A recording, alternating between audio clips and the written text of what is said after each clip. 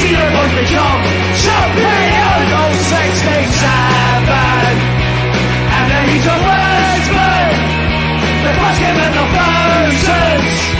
The Steelers would become champions.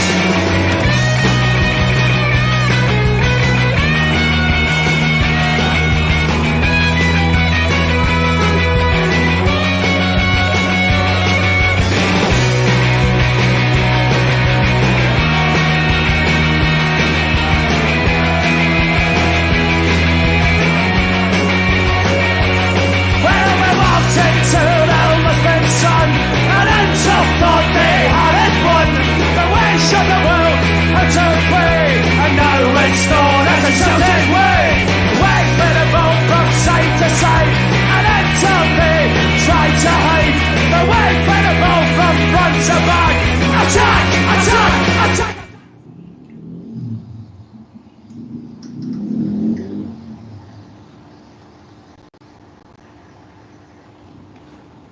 Hello and welcome to episode 49 of Celtic Rooms TV, the Bawz and Bovril podcast with your host Mark and myself Paul. Join us on the show today. We have Barry, Iceman from the forum. The phone to the podcast is celticrooms.co.uk, where Celtic supporters discuss everything about Celtic. On the show today, we will take a look at the players that Ange signed during the transfer window, and we'll have a look at the squad in depth and see if it's good enough to win the title back this season. And with the transfer window closed, Celtic gossip and rumours will be replaced by general Celtic news across Celtic. Stories circling around the club, etc. Will the board now look at Ange, let Ange bring in his own backroom staff now that the transfer window was closed? Ange has his players in his disposal, and myself and Mark and Barry will discuss this in more detail as the show goes on. Firstly though, Mark will do a few shout-outs. Thank you very much, Paul. Just a normal shout-outs, Paul, to Richie, AGG, Tim Alloy, Young Ben, Malika, Bobby. I see Bobby's in the live chat. Evening Bobby, I hope you're feeling a bit better as well. All the best to Mikey. Mikey's still not really getting any better with COVID. Still can hardly breathe, he can hardly can't taste anything, he's got no sense of smell. So get well soon, Mikey, for all the lads, you know, we're all rooting for you, bud. But that's 492 subs, so that's brilliant. Thanks everybody that subbed to us.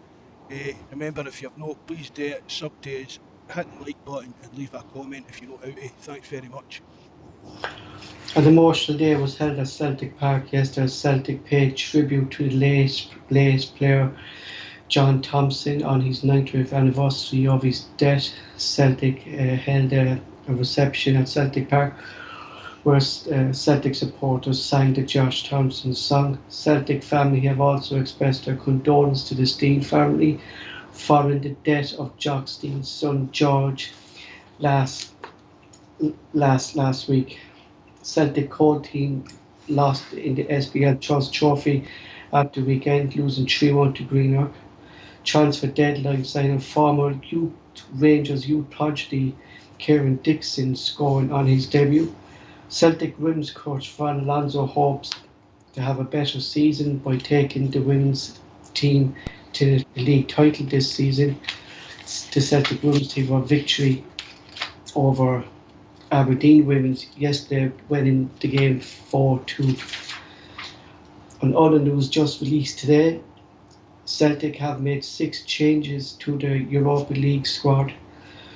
Conforming into the squad comes Julian, Scales, Carter Vickers, Jovanovic, Giacomakis and Yata. Out goes Hazard, Bolingoli, Luke O'Connell, Christie, Griffiths, Edward. Sean Yogidi retained their places while Welch drops down to the B list. So the list A continues of Varkas, Joe Hart, Skpe, defenders Christopher Julian, Craig Taylor, Carl Starfelt, Liam Scales, Karen Carter Vickers, Zaza Yorahidi, Anthony Valsin, Josef Jarovic and Neil Beaton. Midfielders are Yota, Lee Bawda, Ishmael Zoro, James McCarthy, Tom Roger, Liam Shaw, Cal McGregor, James Forrest, David Turnbull. Up front, our attackers are Georges Giamarcus, Kiago Fukuhashi, Mickey Johnson, and Alvin Ayesi. The list B contains of Ryan Mullen, Owen Moffat, Kuku Dembele, Dane Murray, Carl McElroy, Stephen Welch, Una Henson, Scott Robson, and Adam Montgomery.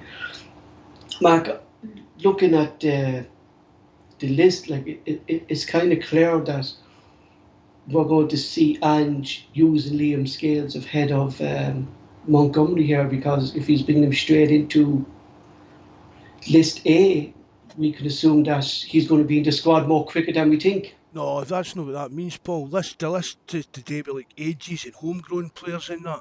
Hmm. So that's list B, so is it? The Uh, homegrown players. so like I saw there's certain rules and regulations towards having so many young like homegrown players in your squad. So we have to have them, You yeah. can add them onto your list B. I think you can even add to that list, Paul. Like even when the competition's open, I think there's maybe some wiggle room there, but that's nothing to do with like your position in the squad or anything like that. It's just you've got these criteria to fill. Perfect. Because obviously I was going to ask you next, like what was list B like? So it's homegrown players, but at least we can see that Scales is in it, Mark. You know what I mean? Scales is in it. But Liam Shaw's still in it. You know, that's good. it's good to see just even that many youngsters in the team in the squad. Hopefully we'll get again it's a big step for them in Europe, but it's good to see that they're even in Ange's plans for that kind of thing, Paul. Exactly. Like even when they're traveling with the first team, Mark, where what we spoke about, it's all the experience that these lad leads, and that's what they need is the European experience, not be just playing, Mark, but be training and being around the first team for these European experience, isn't it? I'd just be, as you say, travelling with the party, doing their training, being in, being what seeing what it means to be representing Celtic in other countries and things. Do you get what I mean? They're not going to get Mm-hmm. called when they do get called upon to actually step into the team.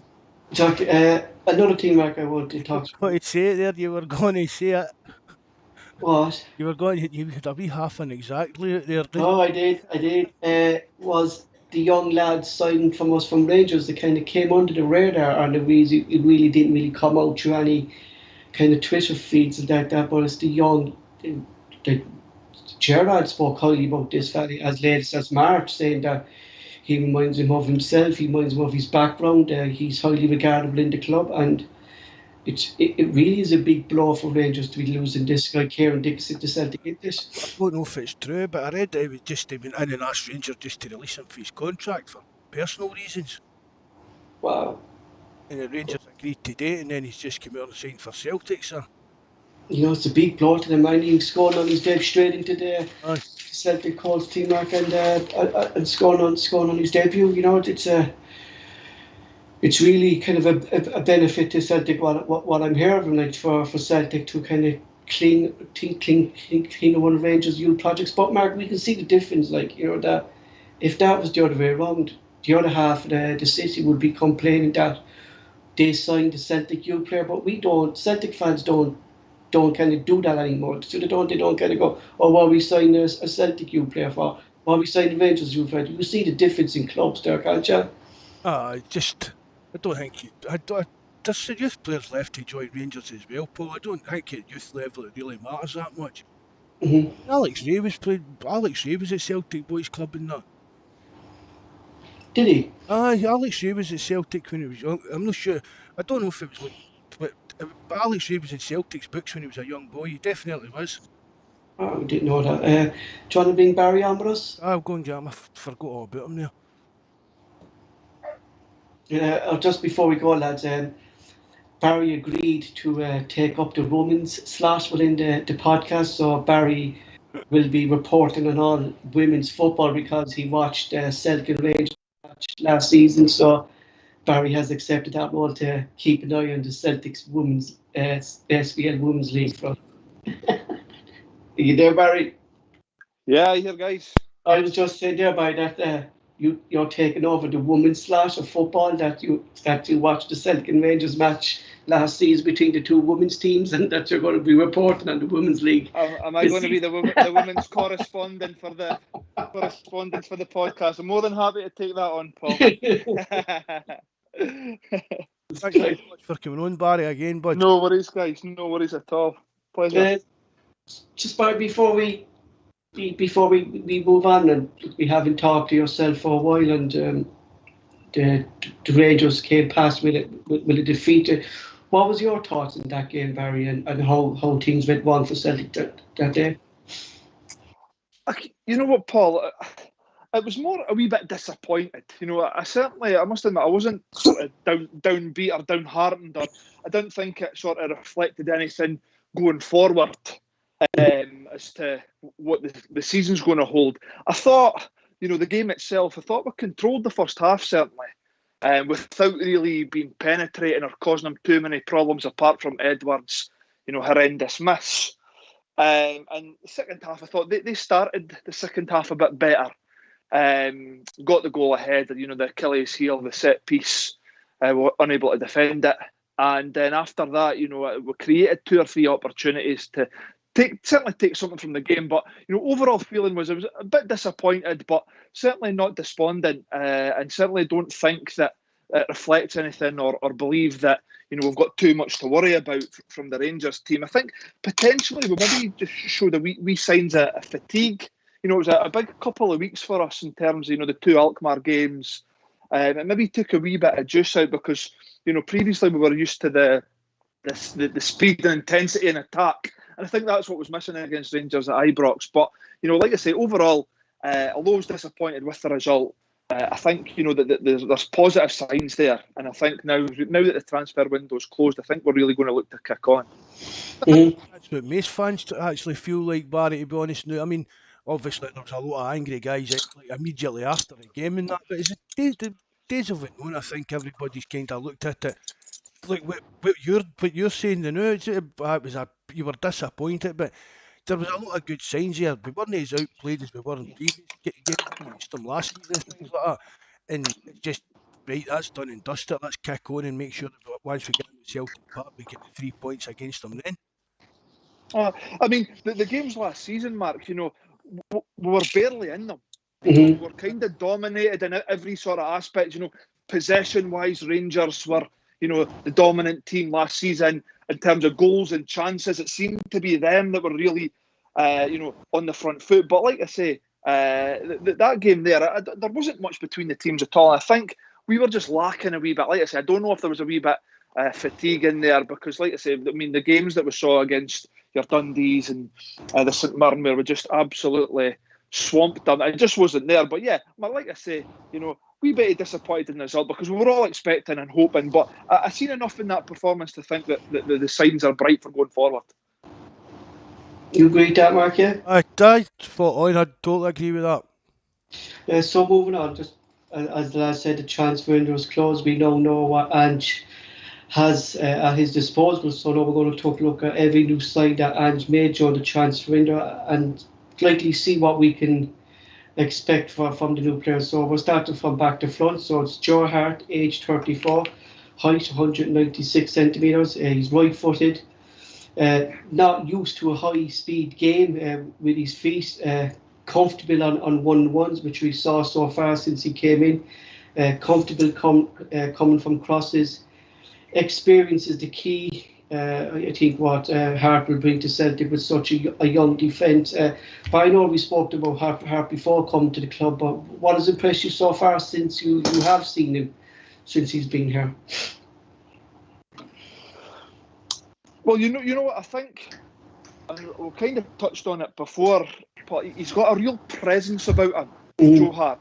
Like, given the fact that, he must be 6'5", 6 inches tall, but he brings so much more to the team than just being a good, solid goalkeeper, which he is. We've seen that in the early part of his Celtic career. He is a very good goalkeeper, but he brings a lot more. He brings that sort of, we've seen it already, the leadership qualities that he's had, and that's due to the experience that he's had. Like you say, 34 years old, he's been there and done it. He's played in international tournaments, he's played at the top level for a top team, so he's bringing all that levels of experience and leadership. And like I say, we've seen it early in the early part.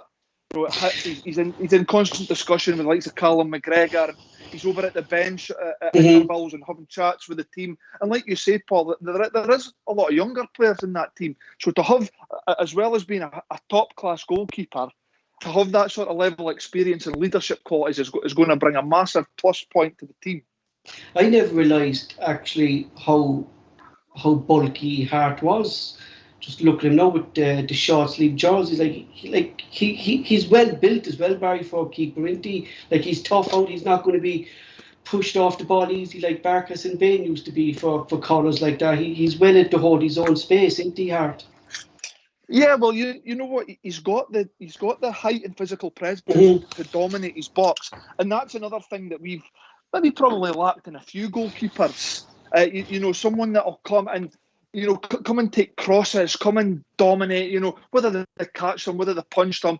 It's a massive sort of plus point for a defence in the centre half, knowing that, your keeper's a dominant one and he's prepared to come off his line, he's prepared to come and catch crosses and punch balls. And that, like I say, for a centre half or, a full back, just any part of the Celtic defence, it's a real plus point knowing that you've got a dominant keeper behind you. And he's a voice as well, Paul. You can see his organisation skills. He's always shouting and screaming. We've seen at Ibrox, when he was trying to organise his wall and he was shouting and screaming. That again, that's going to be something that was maybe lacked for a couple of keepers. But yeah, for me, I've said it before. I feel massively relief knowing that Joe Hart's in the goal, and was not wanting to speak too ill of anybody, rather than a Bain or a Barkas. It fills me with much more confidence knowing that Joe Hart's between the sticks. Mark, would you think what has impressed you so far with Hart? I know it's going to be relatively the same. He has been a bit of fresh air really in goals compared to last season, hasn't he? It's a relief to have somebody like that, and even as a fan, Barry's talking about how the players will feel that, but even as a fan, as I said, Joe Hart wouldn't have been my first choice, but I was delighted that we signed him. I'm more than that. It's good, as I spoke about before, is that maybe Celtic should just go down in the future, looking at these keepers in their 30s that are coming towards the end of their career, just to 2 or 3 years, but. What always impressed me as well, Mark, is that he makes his own decision, and Barry, you'll agree with this as well.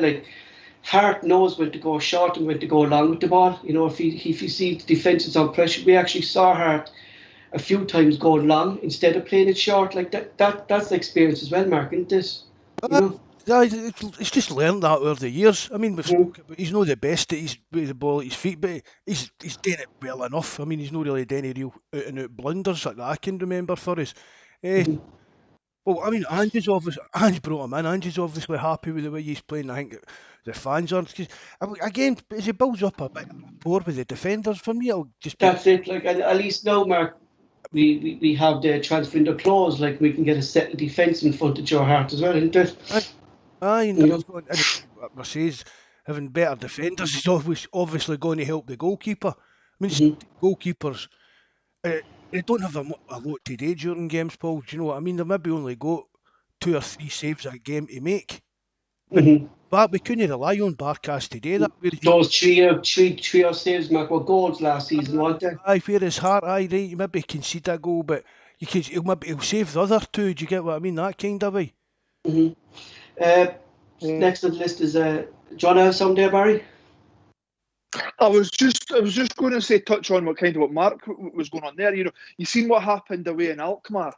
Obviously he didn't cover himself in glory at the first, but look at the way he responded. He pulled off some fantastic saves. Now I think again that's down to his experience, because without creating a hypothetical situation, I think if Barkas makes that blunder, he just falls apart. Whereas Hart really responded to that error and kept us in the tie, to be perfectly honest. He did, yeah. That was him not letting the blunder interfere with his game as well, Barry, isn't it? Yeah. A younger keeper of that, even Barkas, his head would have been right down. Oh no, I've done it again.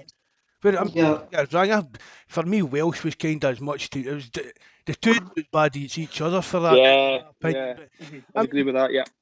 it was again a case people were on moaning, but I mean, it was two crazy goals that we gave away that night that cost us the Mhm. game. Yeah. Apart from the two Yeah. absolute balls ups, the defence coped with them. Mhm. Next on the list Yeah, is and you know something, Mark, as well. Sorry, just no, very quickly. I think as well. I don't think enough has been made the actual achievement to get through, because that was a tough tie. I don't think we could have got a tougher tie I in don't that playoff. know. It was a tough game, I think that was a and I tougher think game. Like, I I don't you think know. know. To you, Barry. TSV would have been an easier game, I say, with this. Oh, You know, I don't know about that, but I mean, for me as well, Barry, I said, I don't know if I've spoke to you since then, but for me, Alkmaar away, earlier there, that was a totally different team for the one that was at Celtic. But Mhm. they Oh, really definitely, turned yeah, it and off. you know what, you could see that they're a decent side, and I think I don't. For me, I know that you want to sort of cover it in glory or whatever, but I don't think enough's been made of the fact that that was a right good side that we beat and Especially, knocked out.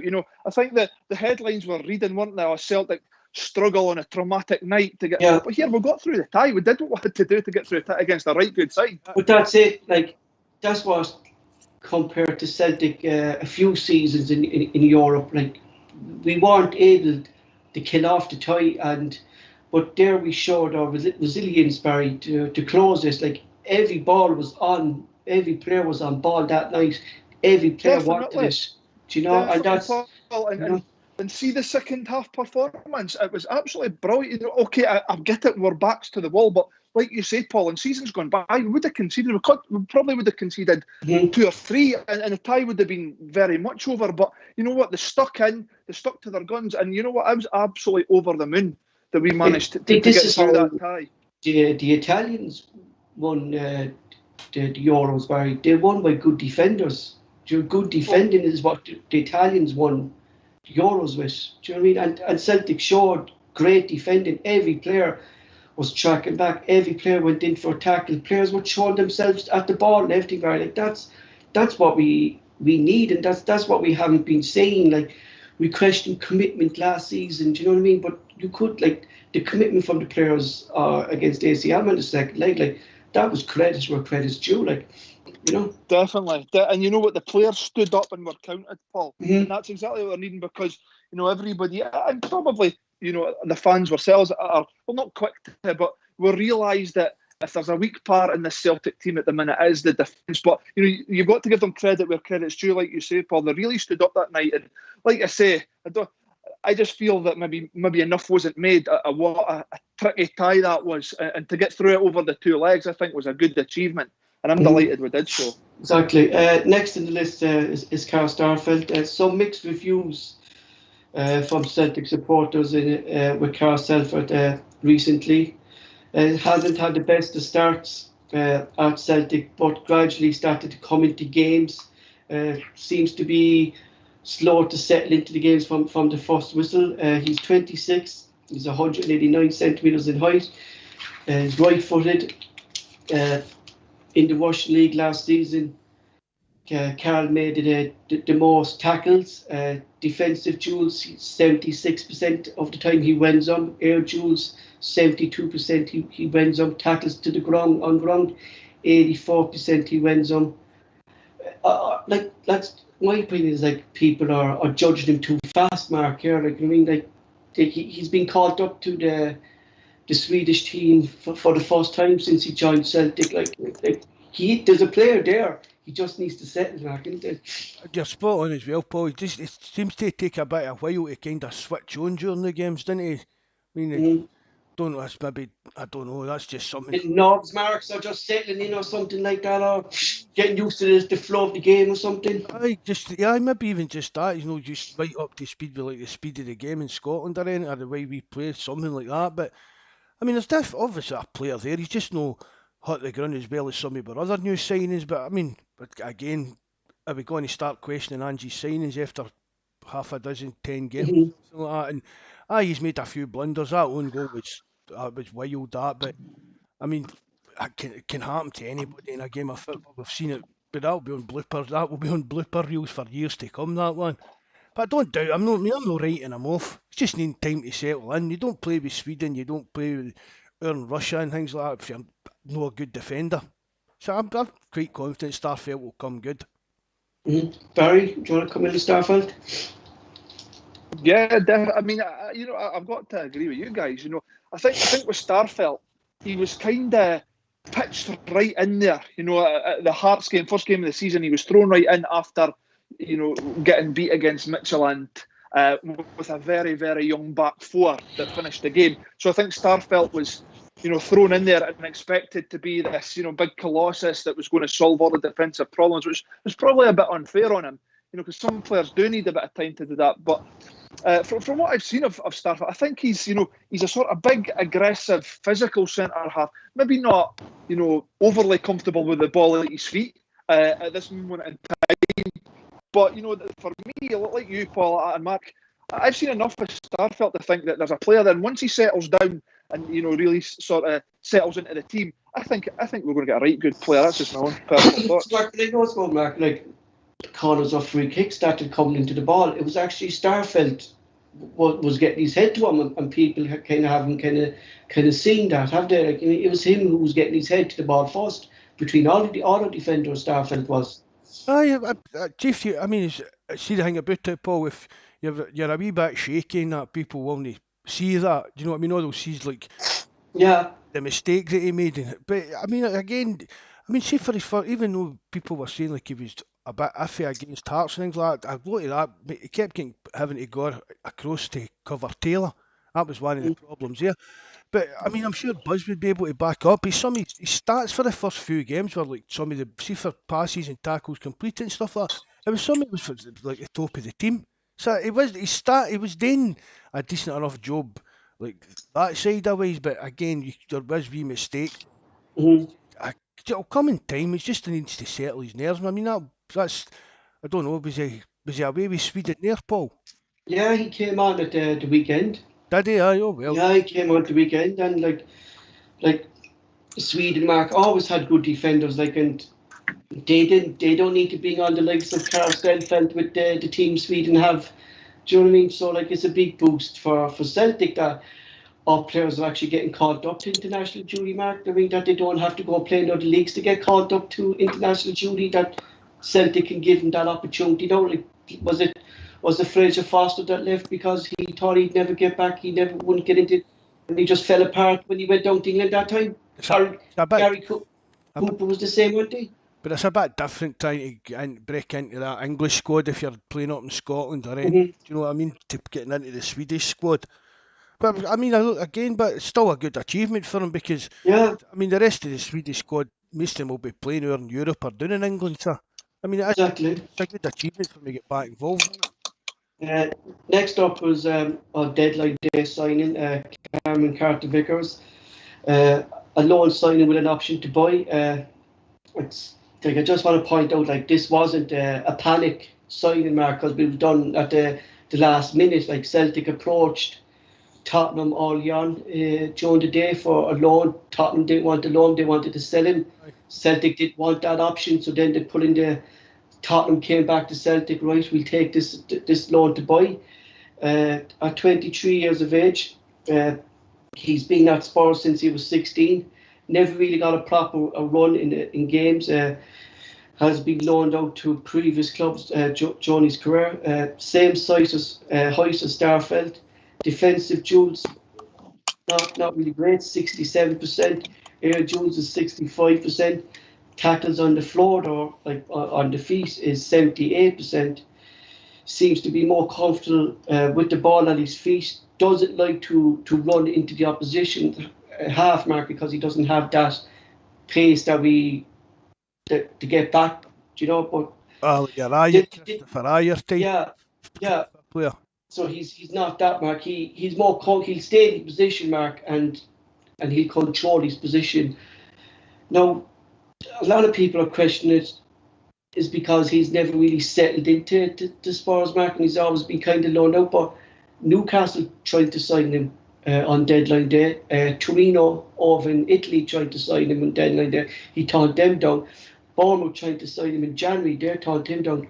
So there's a player in there, Mark, and I think he just needs a settled club to really settle down and get his career going. Like he's only 23, like he's still a young lad, Mark. So we need centre backs, Mark. We were looking for centre backs. So like, we don't know much about him. We have to give him the chance, but I think he could form a good partnership with Fink because he's a big lad as well, Mark. You know.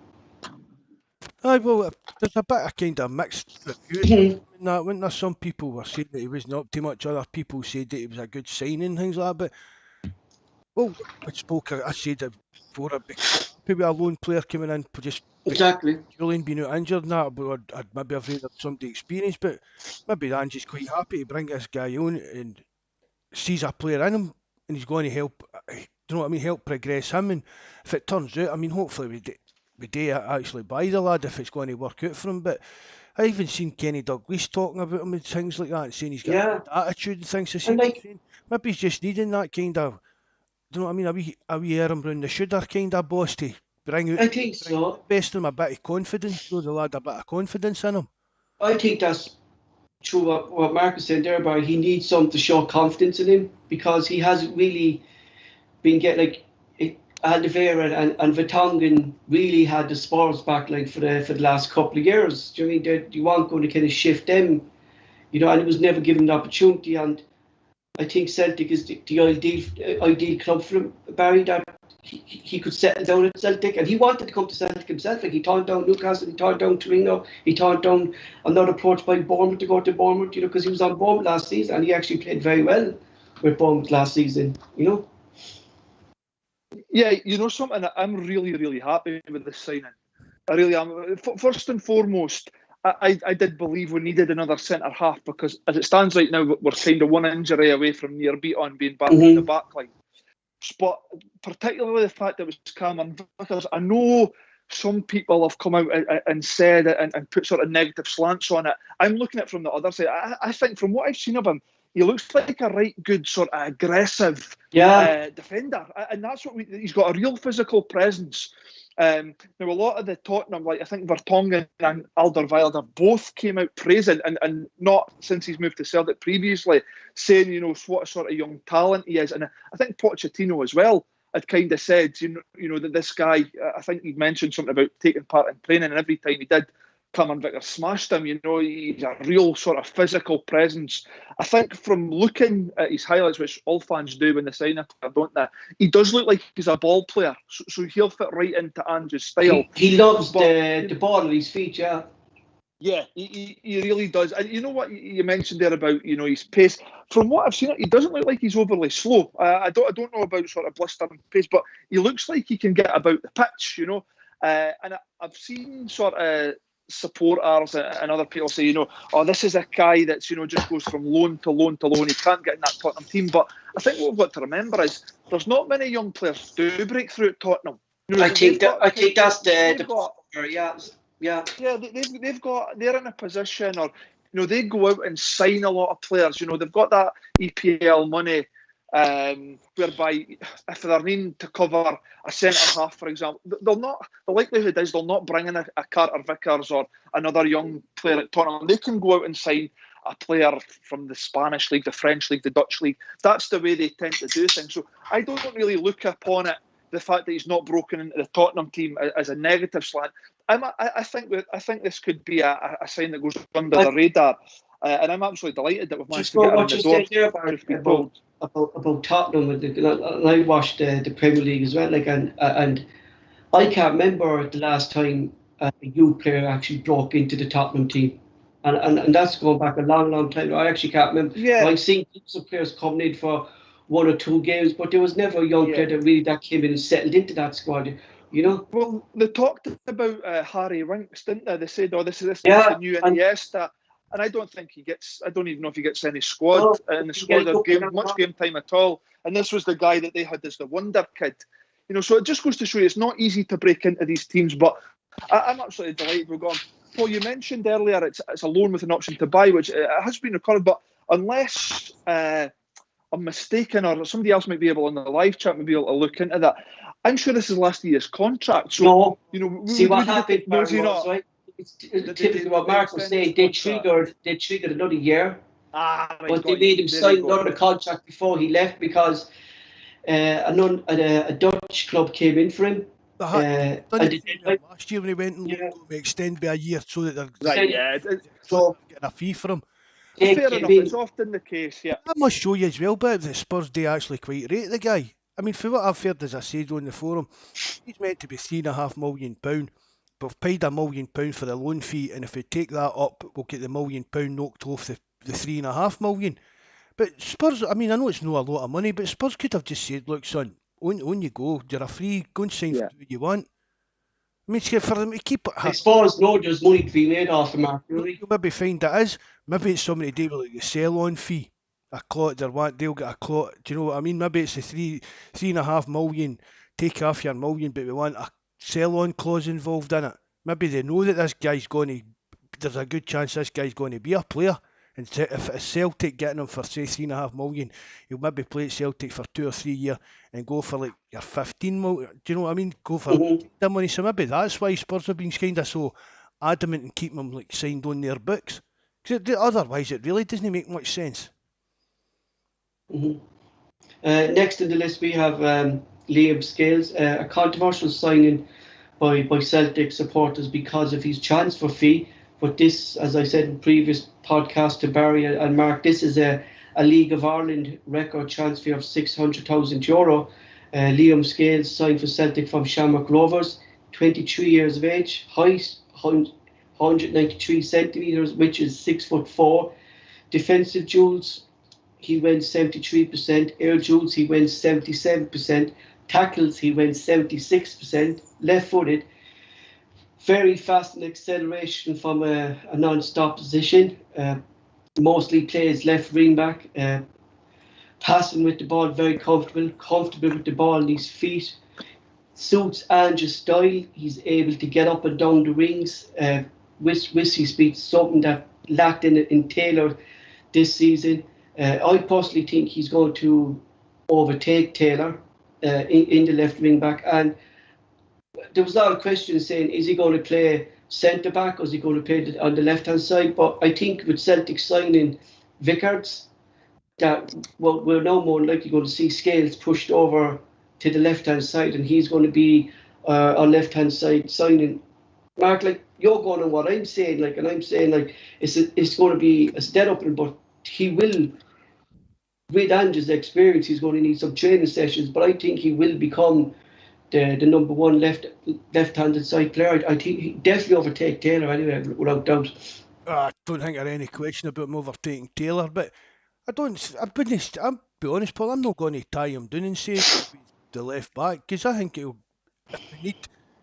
if we say we're talking about how Barry's saying we were one injury away from Beaton being back. That's what impressed Ange with him, because he first time, juggle that team to Ralston right back, Juranovic left back, and Scales and somebody else in the middle. I can tell you the story, like, because I put up in the form, I don't know if Barry saw it, like he started his career at centre back with UCD, and when he moved to Shamrock Rovers, he was eventually signed as a centre back, but there was injuries then to on the left back position, Barry, and Shamrock Rovers couldn't believe the speed and the ball control of Scales, so they kept him in that position, and that's how he actually formed the left wing back position, because of his speed and his ball control, you know.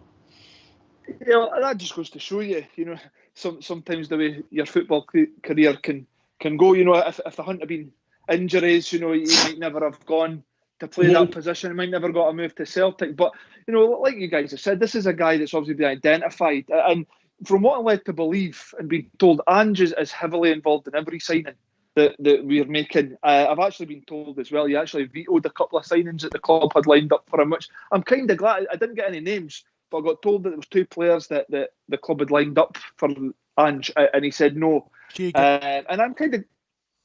well, there you go. I would mind you, maybe that was for his coaching staff, but you know what? If that's because I'm glad, because that to me tells you that this is a manager that's happy to make these decisions, and he's obviously been part of it. The Liam Scales and negotiations and bringing him into the club. And like I say, we'll see what happens. I don't know too much about Scales, but it's great that the guys came over. Anything you want to know, Barry, Paul will know it.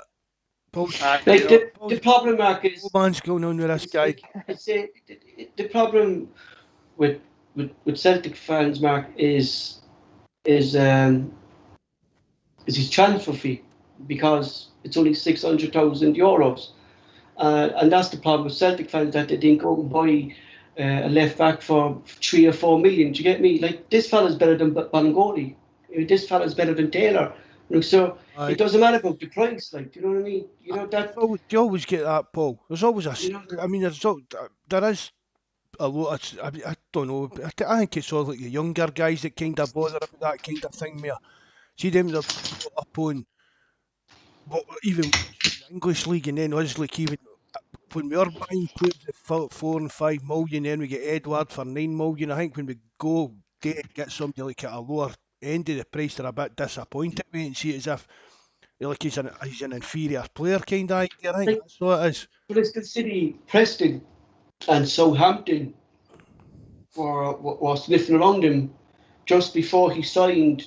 Well, I mean, for Celtic, but these same folk moaning about when we signed Dembele for this guy's cost more than Dembele did for us. Yeah, and the same as Larson as well. It was a 600,000 Larson signed. 650 it was for Larson. Yeah. Aye, but that's 20 odd years ago. Come on. That's a lot of money back then, like, isn't it? But that's what I'm saying. Wasn't a lot of money at all, because it was meant to be a deal arranged for I think it was £2 million. And then there was it's not clear in my head. It was somebody, David Larson, had a release clause or something in his contract, and actually to go to court to get it enforced, and Celtic only to pay the 650,000. Wow. He was going back to Sweden. He was scunnered with his life in Holland and that, and he was gearing it up, and we wanted to get back to Sweden, and then Wim Jansen got in touch with him, and that's the rest's history kind of thing, isn't it, as you say? Yeah.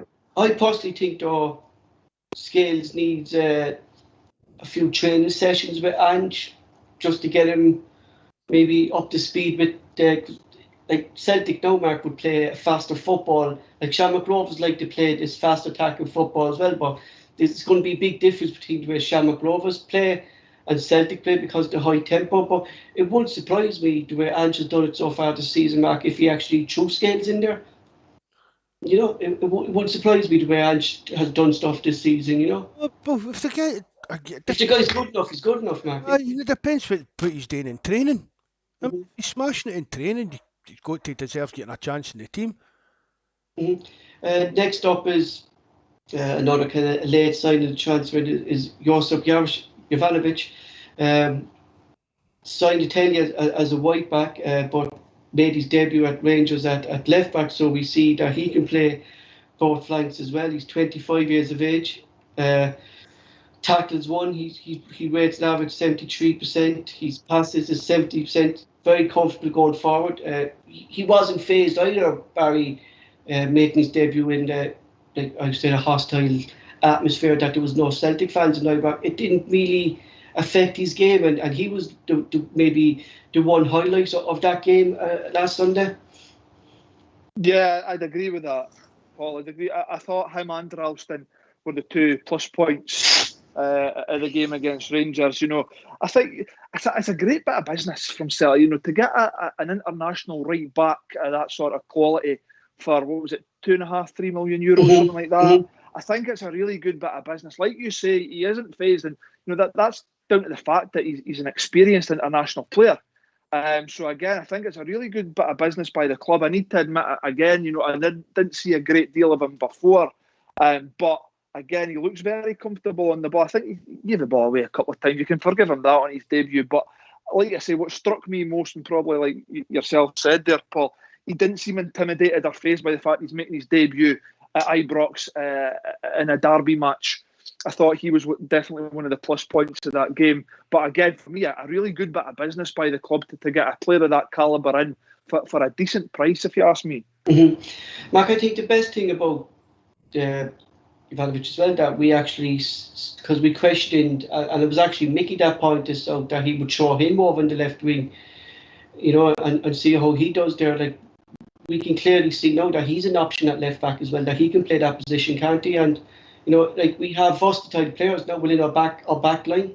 Well, I totally agree with Barry. I think it's been. I thought he had a great game. I was really impressed with him in the Rangers game. I think it's been even gone with that game. Do you get what? We know that's going to be a good bit of business for us. And I mean, yeah, but if Celtic hadn't signed him and we knew that he played right back, you wouldn't have known that. Do you get what I mean? You wouldn't have known he was playing out of position in that game. Yeah. And I've spoke about that before. That's a sign of a good player. No, a player that I've said as well, should a full back be able to switch over and like adapt either. They're basically just doing the same job on the opposite side of the park. But if that's how he's playing at left back, I can't wait to see him at right back.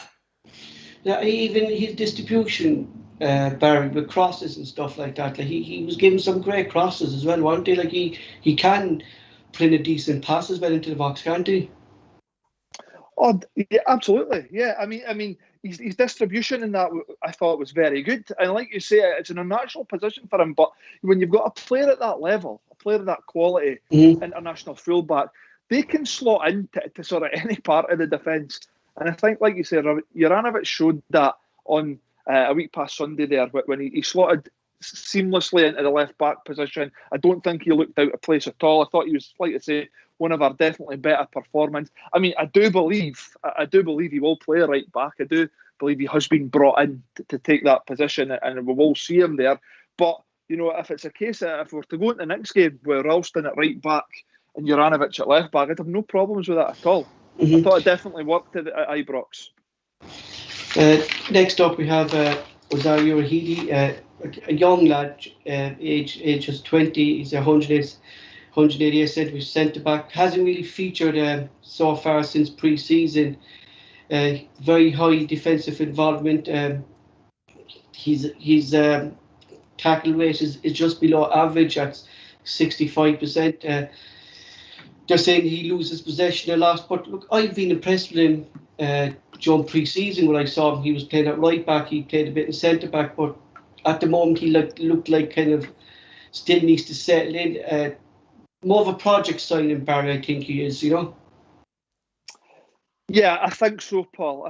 Like yourself, I watched him quite closely in pre-season, and it was relatively impressive. I think he's a big presence. He's a big lad, very physical. I watched him in the game against Bristol City, I think it was, the game that I watched him, and like that, very, very physical. You like that side of the game. You like to mix it up, very strong on the ball. But I kind of agree with you. I think he'll probably be in and around the squad. You might see him make an appearance in the cups. I'm not sure, but I think he's made the bench a few times recently. He played in the Colts League as well yesterday. There's different rules in the Colts Cups that players from the first team can actually drop down and play there after not getting match football. Himself and Shaw actually played in the game on Saturday against Greenock Morton, and they're Ange is still trying to give them football. I think they're just still trying to find their feet at the club. But I think they're more for the future, and they'll be kind of involved in Colts League Cups and the first team squad as well. I think that's the plan for them this season so far. Anyway, Mark. Oh no, I think you're right with that, Paul. And about the 10 times it's about progressing the young players and giving them these kind of pathways. So this is kind of maybe using a wee bit of a prime example of it, Mark. That they're mixing up between the first team and the Colts team in the league matches. He's just in a wee bit of limbo. Then he's just maybe not up to scratch to get some game time in the first team. But Ange obviously thinks enough for him to have him. I mean, it would be like a case of an emergency if he actually had to come on, I think, but he's obviously trusts him enough to be able to do that kind of job for him. I mean, we don't really know much about him, as you said, he's a project, so we'll see how it goes, but it's just, as Barry was saying, for pre-season and that, it seems he's not the worst, I mean, he showed you, Barry says he's a big unit, a boy in that, but for a young guy, again, he done a no bad job, so it's a bit of a positive again. It's not somebody you're just going to write off. Next up, we have kind of another project sign, I think, in Liam Shaw, box-to-box midfielder. likes to track back and break up play. He's a good passer of the ball. Also likes to move forward. Loves to get in the box to score goals. Again, hasn't really featured much since pre-season, Mark. So I think he's another project side. But Rife saw him, Mark. I was impressed. I highlighted him out a few times in pre-season. I would actually play him if I had a chance instead of Zorro. I think he'd be more of a physical presence than Zorro. I'm surprised he's not had a bit more game time. Mm-hmm. Well, I really am. I mean, Mm-hmm. he was playing for Sheffield Wednesday's first team, wasn't he? So why bring him up? Do you get what I mean? He came up here. I thought he'd have got a wee bit. Yeah, because I was like, when I was reading into himself and Yorahidi as well yesterday, and I was looking at them, their fitness levels as well, Mark, aren't up to where Ange wants them. So that's why they're kind of in and out of the first team squad, that they're not that level of fitness yet. Maybe that's because, Barry, maybe they're still at a young age and their body's progressing, and with the high intensity Ange is playing, they're still trying to get used to that. Would that maybe affect them here? Because they're big lads?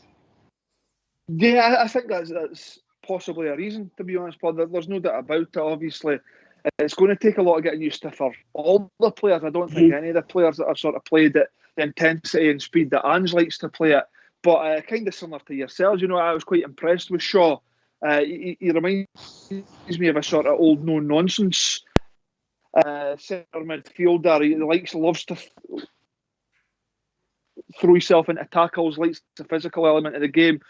He actually picked up a couple of, he didn't make too many appearances for Sheffield Wednesday, but I think he picked up a couple of red cards for challenges. And he loves a tackle, yeah. Still a wee bit raw, maybe still a bit. I think he does. Like I say, and I've seen some clips of him playing for Sheffield Wednesday, and he was a bit of a throwback. Tackles that you probably don't get away with. That's the reason that he's received a couple of red cards, but he's certainly again another one. He's got good stature. Is him learning off James McCarthy? He will be. I think James McCarthy could have a big influence on him, the way he tackles or the way he plays and the way he sets him stuff. You there, Barry? Sorry, Paul, I lost you there for 10 or 15 I'm just saying that James McCarthy will actually have a big influence, I think, on Shaw, how he conducts his game and when to go for tackles and when not to go for tackles. I think McCarthy will show him the ropes there. You know what, I think that's probably spot on. It's a great sort of role model for him to have there. A young up and coming midfielder and to have the experience. And I think they're potentially similar in style. So there's no doubt for me that James McCarthy would be able to bring Liam Shaw's game on. I would agree with that. Next up is our next loan signing, and our second loan signing is young Yata, Portuguese, under 21s, 22 years of age. He's a left winger. Yata is a really young, exciting, very good in one-on-one situations. Final ball still needs improvement. Work rate is very fast. Really doesn't like to track back. His position in the final third still needs tweaking. But I think with Ange, with Ange's style of play and how he progresses young players, Mark, that Ange will be the ideal manager for Yata. But we were saying, what about paying for him in the loan fee? Could we have signed maybe Lavrich there? But I think the way Ange is going with signings, that maybe he wanted Yata. That's the one transfer I'm not 100% convinced with, to be honest, Paul. Just again, obviously. There's too many, Mark. There's too many there. He's not that great. Yes, at this, he's not that great. Yes, at that. Do you know what I mean? Is he going to come in and claim that a left wing position? Is he good enough to come in and claim that as his own position? I don't know, to be honest. Right. I thought that was a bit of an odd one. Because when we have like the James Forrest fit, I think we're going to need to see Abida or Forrest kind of moving on to that side of the pitch now that Christie's gone. And is he going to dislodge Forrest there? I don't know. You know what I mean? We're saying constantly, Mark, that we want Lord Signs to be better than what's there. And at the moment, look at his stats and stuff like that, and his final ball, it's poor. It is a strange one for me. But look, we're not here to judge him. We're here to just go through the stats. And and if they prove us long, Mark, No, I hope he. that's good enough. Do you know what I mean? Hope he does prove. I'm not writing him off. I'm just saying I thought. No, that's what I'm saying. If we I keep all the signs we did, like it's the transfer. strangest one. Like, you know what I mean? You know, because like at 22, Barry, you really think that he should be nearly a bit better on his final ball, but his final ball is supposed to be really poor. He doesn't like to track back, and he doesn't really suit the Ange style of play. Like, fair enough, he's a good dribbler and he loves dribbling, he loves one with the balls, but Ange wants the ball too fast moving as well, you know, and he's not good at passing that much, you know. Yeah, well, I mean, like you guys, I didn't know too much about Jota, apart from what I saw on YouTube and read up about him. But you know, probably more than anything, I take comfort for the fact that this is a player that Ange just went inside, and I trust him. I trust him and believe in the manager. And this is obviously a player. You know, we've been linked with a lot of left-sided players. This is the one that we've brought in. So for me, that tells me this is the one that Ange wanted. It could be a case of he has to adapt to Ange ball, but I don't think Ange would have brought him in if he didn't believe that he was capable of doing that. What I do like about it, along with Cameron Vickers, we've implemented the option to buy. So no matter what happens, there's a price there at the end of it. So if Jota comes in as an absolute sensation, like we all hope he's going to be, we've got a figure there whereby that can't be renegotiated.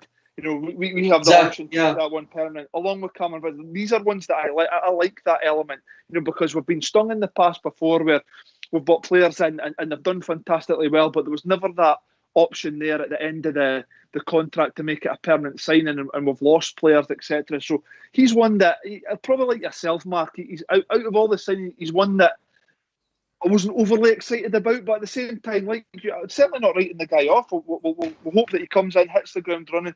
He might surprise us all. But like I say, I take solace with the fact that this is a guy that Ange has identified. Because like I say, we've been linked to a lot of left-sided wingers, Lovretz being one of them, amongst others. But this is the one we've gone for. So for me, that tells me this is the one that Ange wanted. That's and it. I'll go with that. I'm happy with remember, Barry, when Mac, you pointed this out to me as well. That's what you liked about the way Ange speaks to the press. They said, are you linked with this player? Are you linked with that player? And he goes, I'm not going to say that because I'm linked with 3 or 4 players. I'm not going to tell you who's number one. Maybe Jota could have been ahead of Lovretz. That maybe Ange thought that because of his pace, he suited him more. We don't know where it went from Lovretz to Jota. Do you know what I mean? You know. Again, Paul, what we spoke about. Sometimes with transfers, the stars align, and other times you can't get the transfer over the line for one reason or another. Yeah. Peter, I think that's the best thing about it too. Like Barry said, like the option to buy is there. If he walks out, we have the set price to buy him, that it can't be renegotiated. And if it doesn't, we can just have a clean slate, Mark, and look at that position then for next season, or maybe in January if it doesn't work out. You know. Next up is James McCarthy. Experience was the key for Ange in this transfer window. With such a young team, and Ange turned to Irish international James McCarthy on a free transfer. Age, still only 30. An experienced, no-nonsense midfielder. McCarthy will bring a toughness needed to the midfield area. Great cross of the ball. Not match fit at the moment due to not a proper pre-season because he was released from his contract with Crystal Palace and has been training on his own. A lot of people are saying like he's either declared to replace Scott Brown. Seconds there, let me just get my page. Loads of people have come out and said McCarthy is too slow to be playing in Ange's style. This seems to be mixed views, Mark, and some people came out that this is just another Dermot Desmond Irish connection signing. Mark, I wanted to come to you on this first because you know James McCarthy, you've tracked him through his whole career, and he was one signing that really impressed yourself this season, McCarthy. I'm delighted for the lad himself. He's actually at Celtic now after all these years, Paul. Not to get into the reasons why he never before and things like that, but he's no fit, and we know that. No, it's just up to his fitness. But McCarthy will be a great player for Celtic. He could play for the years down in England. Do you get what I mean? internationalist. We're talking about the experience Joe Hart will bring into the team and that. McCarthy's he's a quiet kind of guy, but he's like a model kind of professional. He trains, he Yeah. trains hard. See what you're talking about, like Liam Shaw, not just him, but see like Joe Hart, McCarthy, they'll be telling these young players and that, look, what you need to watch your diet and years to, do you know what I mean? That kind of advice to young players, telling them how to become better players, how to look after themselves better, to prolong their career now. And even like not just Even on the park and that, James McCarthy will he'll do what Scott Brown done for years up here. He'll boss every midfield game he plays in. I've no. so the two last games, Mark, we were crying out for McCarthy to be involved in these two games. Was the second leg of ALC Alkmaar and the Rangers game. That's where we need a player like McCarthy in those games that'll bring a toughness into that midfield game, because we are still light without him, Mark. Yeah, we're light without him. A bit of muscle, a bit of tenacity about the midfield, and that would make all the difference. And McCarthy's the ideal guy to bring that into the team. I mean, we know that ourselves, Paul. We've all watched him for years playing with Ireland and even playing with Everton and things like that. We know exactly what type of player we're getting.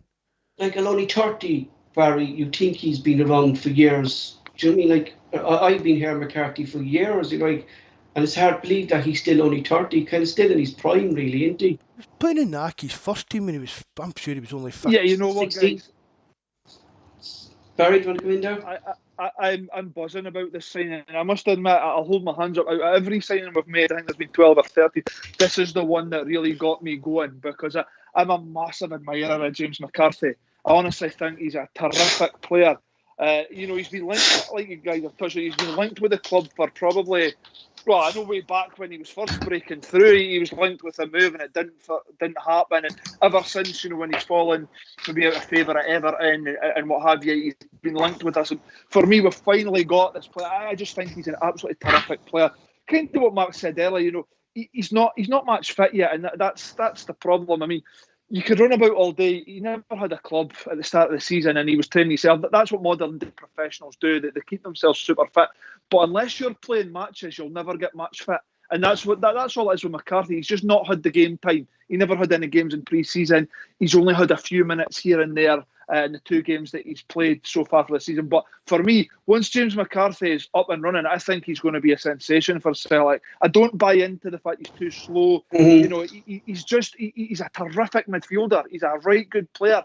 And I'm absolutely buzzing, delighted. Intelligence, see, you maybe no be the kind of quickest pace-wise, but he's actually reading of the game. His intelligence more than makes up for that, Barry, didn't it? Yeah, his brain, Mark, makes up for absolutely. his intelligence, don't it? You only need to look at sort of videos of him at previous clubs. It's like exactly like you said. He's maybe not going to sprint and match a fast winger, pace for pace over 30, 40 hours. But like you say, he takes up a position whereby if this guy breaks, I'm going to be there to meet him. And that's a footballing brain. And that's what he's got. Like I say, guys, I'm buzzing about this signing. Because I just hope that he gets up and running soon and we see him in that Celtic team, because I think he'll make a massive difference for us. Because, Mark, you look at it. It's meant to be him and Forrester ready to be once the internet We'll come to that. Right. But we're looking at Mark, right? So we're looking at McCarthy sitting back, right? And that's going to let Ange play the way he wants to play, in letting McGregor move up more century forward with Turnbull in the middle, right? So, and then we're going to have Abida, we'll have maybe the Greek lad and Kyogo, right? They're all going to be moving. So they need someone who's going to be able to pass the ball and see the space. And that's where McCarthy's intelligence comes into the game, that he'll be able to spot where this player is going to go and he'll put the ball there. That's what McCarthy will bring to the club. He'll open up that space that needs to be opened up with the ball. Because we don't have that at the moment. Like, I know Maguire has been in there, but he's not that type of player, Mark. Do you know what I mean? Callum McGregor. You know what I mean? He's not that type of player that will be sit back and can read the game. McGregor needs to be up top. Do you know what I mean? Well, McGregor needs to be controlling the pace that we play at. I've said that said it for the last few seasons once Brown's legs were starting to show. McGregor's, you know what I mean? McCarthy's there to do the dirty work and get the ball and get to let McGregor let him pull the strings.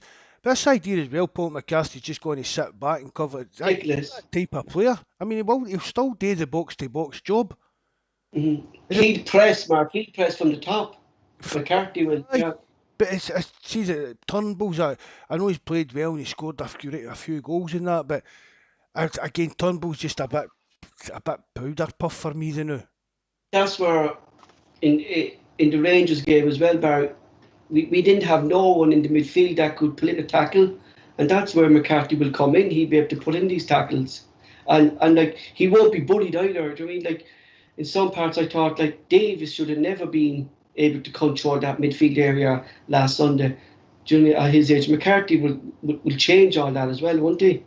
Yeah, I think you're right, Paul. I think what was kind of a bit noticeable against Rangers, there was no real steel in the middle of the park. Like you say, there was nobody willing to sort of put in a tackle, put their foot on the ball. And with the Rangers midfield, you know what you're going to get. I'm not downplaying. I'm not saying they're not good players, but Davis and Kamara, they get about the park. They close them down, and I think, like Mark was right, I'm a big fan of Turnbull, but I think he needs to sort of sharpen up in these games. I think sometimes he dwells on the ball a wee bit too much, and against good teams and higher teams, they're going to take the ball off you. They're going to pick you off. But yeah, I mean, McCarthy, for me, he's just going to bring a wealth of experience. I was kind of saying to my mate, he says, where do you think McCarthy? I says, what, I think, McCarthy and McGregor together, they could hopefully form a sort of McStay-Grant sort of partnership in the centre of the park. I think they could complement each other, I really do. And I think, like you say, McCarthy, he's not a sitting midfield. McCarthy will get his backside forward, there's no doubt about it. But I think also as well, we're having this sort of insurance of McCarthy in beside him. That, for me, again, will allow McGregor to roam a bit and get himself forward and get himself opportunities, because we know how good McGregor is when he goes. But the two of them in there, that's something that really excites me, to be perfectly honest. I think that's where we haven't seen McGregor, because he's actually slotting into that area of the pitch where Skpe used to play, and McGregor's trying to do that kind of cover-up job, and we need him up the field, because... Just even get back to the game at Ibrox, Paul. I mean, James McCarthy was in the Celtic team. Look at the runs that Ryan Kent was making right through the middle. Many times... You would have got that, yeah. He's not making the runs with James McCarthy in the team. McCarthy would have the intelligence, Mark, that noticing that Kent is running the ball every time, and he would have stopped him with maybe his second run, third one. Kent wouldn't have got that anymore, because that's where that's really Rangers' strongest point, Dennis, Mark, is that Kent seems to get the ball through our midfield so easily. Not just this season, but the last 2-3 seasons, Mark. It's been happening too long. Saying, Paul, we've gone like 2 men up against 3 men. Yeah. You've got what Barry's talking about, Davis and that Kamara. I mean, that Kamara's a big sort of... I thought he had a great game against us, to be honest, Paul. But big physical guys. So our 2 guys are up against Davis and Kamara, and it's just letting Kent stroll away, get right through the middle time and time again. And you know what, Mark? There's nothing too fancy about Davis and Kamara, but they're effective in what they do. Aye. Like that Kamara, he breaks up the play and he gives it to the players that'll do, that'll attack it. There's nothing too difficult to his game. It's just a simple process: breaking up the play, dispossessing the opposition, giving it to the forward players. It's a simple thing, like I say. But I 100% agree with you. McCarthy's reading of the game would have stopped these balls into Ryan Kent and then Aribo and these guys breaking forward. That's the type of player he is. He reads the game very, very well.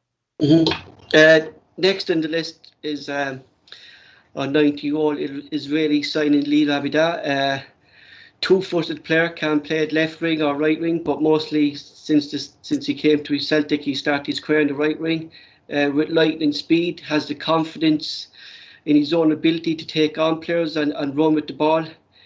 Gifted with dribbling, chips in with the goals here and there as well.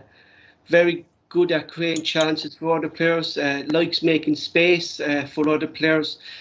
Barry, I come to you because in previous podcasts with us, you were very impressed with how young this lad is and the confidence that he has.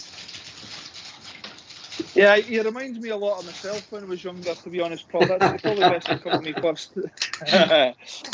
No, listen, you know what? A right good player, Abada. Very, very impressed. Like I say, it could have been easy for him to come into the Celtic team. and be a bit part player. But he's not. He's come in and Ange just trusted him, and he's put him right in, and he's repaid him immediately. Like I say, there's a really good, a right good attacking threat. What? He's a bit of a throwback winger, to be perfectly honest with you, Paul. Actually, just a guy that wants to get the ball. I've said it before, and just run at the defender. An absolute nightmare, right? The full back. But as well, I think there's an intelligent player in there as well, because you see the positions he takes up. That's what's getting him the goals that he's scoring. He's recognising, where the danger is and where he should be taking up his position. And on the back of it, I think he's got maybe 4 goals already, and he's got a good few assists as well. But a player that's really, really impressed me from the early part his Celtic career. And I think, like again, a 19-year-old, he's only going to get better. He's only going to get better and better. And I think we've got an absolute superstar on our hands. He'd benefit too, I think. And sorry now for just jumping back to James McCarthy, but what you said there, Barry, like that, he never stops and he likes to move into space and stuff like that. And with McCarthy's intelligence, McCarthy will be able to find him with the ball. So I think that's where he was kind of isolated in the game, that he was making the runs in the Rangers game, and there was actually no one there that actually could find him with the ball. And that's why I think he wasn't kind of in the game against Rangers. We didn't have one that could read the game and see where players were moving. I think he'll benefit as well from a McCarthy type player in the team. Sorry, Barry. If you're getting dominated in midfield, Paul, your wingers are Yeah, not going to get exactly. they're just not going to get the service. Mm-hmm. Yeah, it was a difficult game for a bad obviously, but another thing I really like about the kid is he doesn't just want the ball in the feet. A lot of sort of your modern day wingers, they want the ball at the feet, and then he's willing to do the donkey work. He's willing to make runs in behind, and as a result, we've picked up a good few goals on the back of it, because he, like I say, he just doesn't want the ball played in his feet so he can run. He's willing to take that defender on with pace without the ball. And as we've seen, there's been a couple of times that that was defence split and pass, and he's won penalties, he's set up goals for other people. He's got a bit of everything for me, a bad day. He's really hit the ground running in his Celtic career, and like I say, long may that continue. Mark, at only 19 years of age, his confidence is like a 30-year-old player in his prime or something like that, isn't it? Totally agree with Barry. I'm really excited with what I've seen for Abada just so far. Even Paul, I think, just echo what Barry said about him. He seems to have a bit of everything, and he's just going to get better. It's just even the weeks going, becomes even more settled in the team, and the team becomes more settled in itself. But I'm really, really excited by the signing of Abada. Next on the list, a small bit of a song here. He was speaking Japan, but now he's speaking Glasgow. The man from Japan. He's actually setting the league alight. I don't know. Kyogo he's been scoring goals in kind of most games he's been playing. He's been fantastic to watch. Loves to move around. I didn't write much about him because he made such an impression. So lads, I'm just going to come to you, Mark. Kyogo. Oh, probably the shining light of the transfer window so far, isn't he? Look, it just seems to come into the team and played as if he's been playing there for years, Paul. I've spoke about him that much. I've not really got anything left to say about him, but another really, really good signing. Really excited for, again, once the team gets more settled, what he's going to bring to the team. Movement up front. I mean, Barry, you were a defender. Would you fancy playing against him? Oh, a defender's absolute nightmare. A defender's absolute nightmare. For me, this is the jewel in the crown of the signing that we've made. I know I went on about McCarthy. That was a personal thing for me. But, for me, Kyogo is the jewel in the crown. An absolute find of a player. You just need to look at his movement, the goals that he's scored. He's just an absolute nightmare to play against. Like you just said there, Mark, he must be a defender's nightmare. And this is where I was a wee bit disappointed, because in the up to the game against Rangers, I was just envisaging him up against Hollander and Goldson, and I thought they will not live with this guy going through the middle. But obviously, as it transpired, he played out on the left for me, I know we've got Giacomakis, and I'm sure Paul will be coming to him shortly, but for me, you've got to play this guy through the middle. He is so effective. See, I that's just it, don't think Barry, anybody will live with him. because when he was out on the left, he really didn't have the impact that he has in the games that previously when he played through the middle. And when he played through the middle, he opened up Goose in the handle, and then when he went through the middle, do you know what I mean? What's his best position is the question, you know? Yeah, well, you know, he was asked that question, Paul, and this was before, I think this was just 2 or 3 games in, I think he got a couple of goals. He was asked that, and his response was, through his interpreter, of course, he says, well, I can play anywhere across the front line, but I'm a striker. He says, through the middle is my preferred position. And for me, that's where he's going to be more effective. He's brilliant. You know, Mark, you've said yourself, you know, could he play the number 10 position? I think he's more than capable of playing the number, because he's technically phenomenal. But for me, if you're wanting the best out of Kyogo, you put him up through the middle. And whether that be in a 2 or what have you, I don't think Ange wants to play a 2, but I just think he's going to be his most damaging if he goes through the middle, because see these runs he makes, they did like the last sort of 15 minutes or so of that game, they didn't know how to live with it, and look at the goals he scored. The teams can't live with that, and that was Alkmaar, 2 games at Alkmaar as well. You know, that we spoke about what a decent side they were. He was able to cut them open and his movement get away from them. Yeah, you know what, guys, I really, really excited. It's been a long time since a signing has got me so excited and such a threat. But for me, Kyogo, you know, I think John United Ireland said, you know, could get 30 million for him. Might not be as daft as what it sounded at the time, to be honest, because for me, he's a right guy. Listen, I'm not going to say we're going to get 30 million for him, but you know what? For me to come in and make the impact that he's made in a short space of time, he looks like he's a phenomenal player. Some of the English editors have said to me that Celtic are going to struggle to keep hold of him. No, I mean, a couple of them well, one of them, he actually stays there in India, so he follows a lot of that the football, that kind of side of the world in that. And when we signed him, he said to me, well, he's a cracking player in that. And then a few of the English heads have come on and said that he's really going to struggle to keep a hold of him if he keeps going the way he's going. Yeah, that's he gives you time to slow down a bit. Yeah, you know what, Mark? It's sad to say, but it's very believable, isn't it? You know, the impact that he's made on it, and if he keeps on going, he's going to have teams all over Europe looking at him. I'm hoping that the kind of Ange factor keeps him here, Barry. Like, he's here, do you know what I mean? Ange brought him over here. He'll be here as long as Ange is going to be here. Maybe like with the Japanese, like he might be loyal that way. Do you know what I mean? He might be that kind of that type of person. I mean, the Japanese, that's kind of their nature, isn't it? They're loyal. You know what? People like that. I'm sure that obviously the impact the city's had on him, but the supporters and the way they've taken to him, you know, you could see himself, like when he was sitting in the stand and they were announcing him as player of the match, he just looked like he was in dreamland. And you hope that, you know, that the club and the supporters have that sort of impact on the player that he thinks, you know what, I want to hang around here for a wee while yet. He'll no leave for Bournemouth, that's a certainty. Yeah. I mean, AZ Alkmaar, didn't a chance to go to AZ Alkmaar with the other wee Japanese boy that they did sign, and basically Kyogo didn't think it was like a big enough club for him. So it's a kind of honour for Celtic that he saw that Celtic's a big enough club for him. Do you get what I mean? And vice versa. So hopefully, as I say, I don't think he's the type of person. If he's coming out with that kind of talk, I don't imagine he's going to just like jump at the first sign of a big wage check for England or anything like that. I think it would need to be like one of the top teams that would need to be to turn his head towards it. Just going on what a player we've got on our hands, guys. Honestly, what a player we've got on our hands. And well, let's enjoy him. Let's enjoy what he's going to do this season, because there's no doubt in my mind he's going to be a massive success. He's going to rip teams to bits. Just going on to what you were saying there, and what Mark was saying, could he play off? We call him Jacko now because that's what he's going to be known as, is Jacko on the podcast.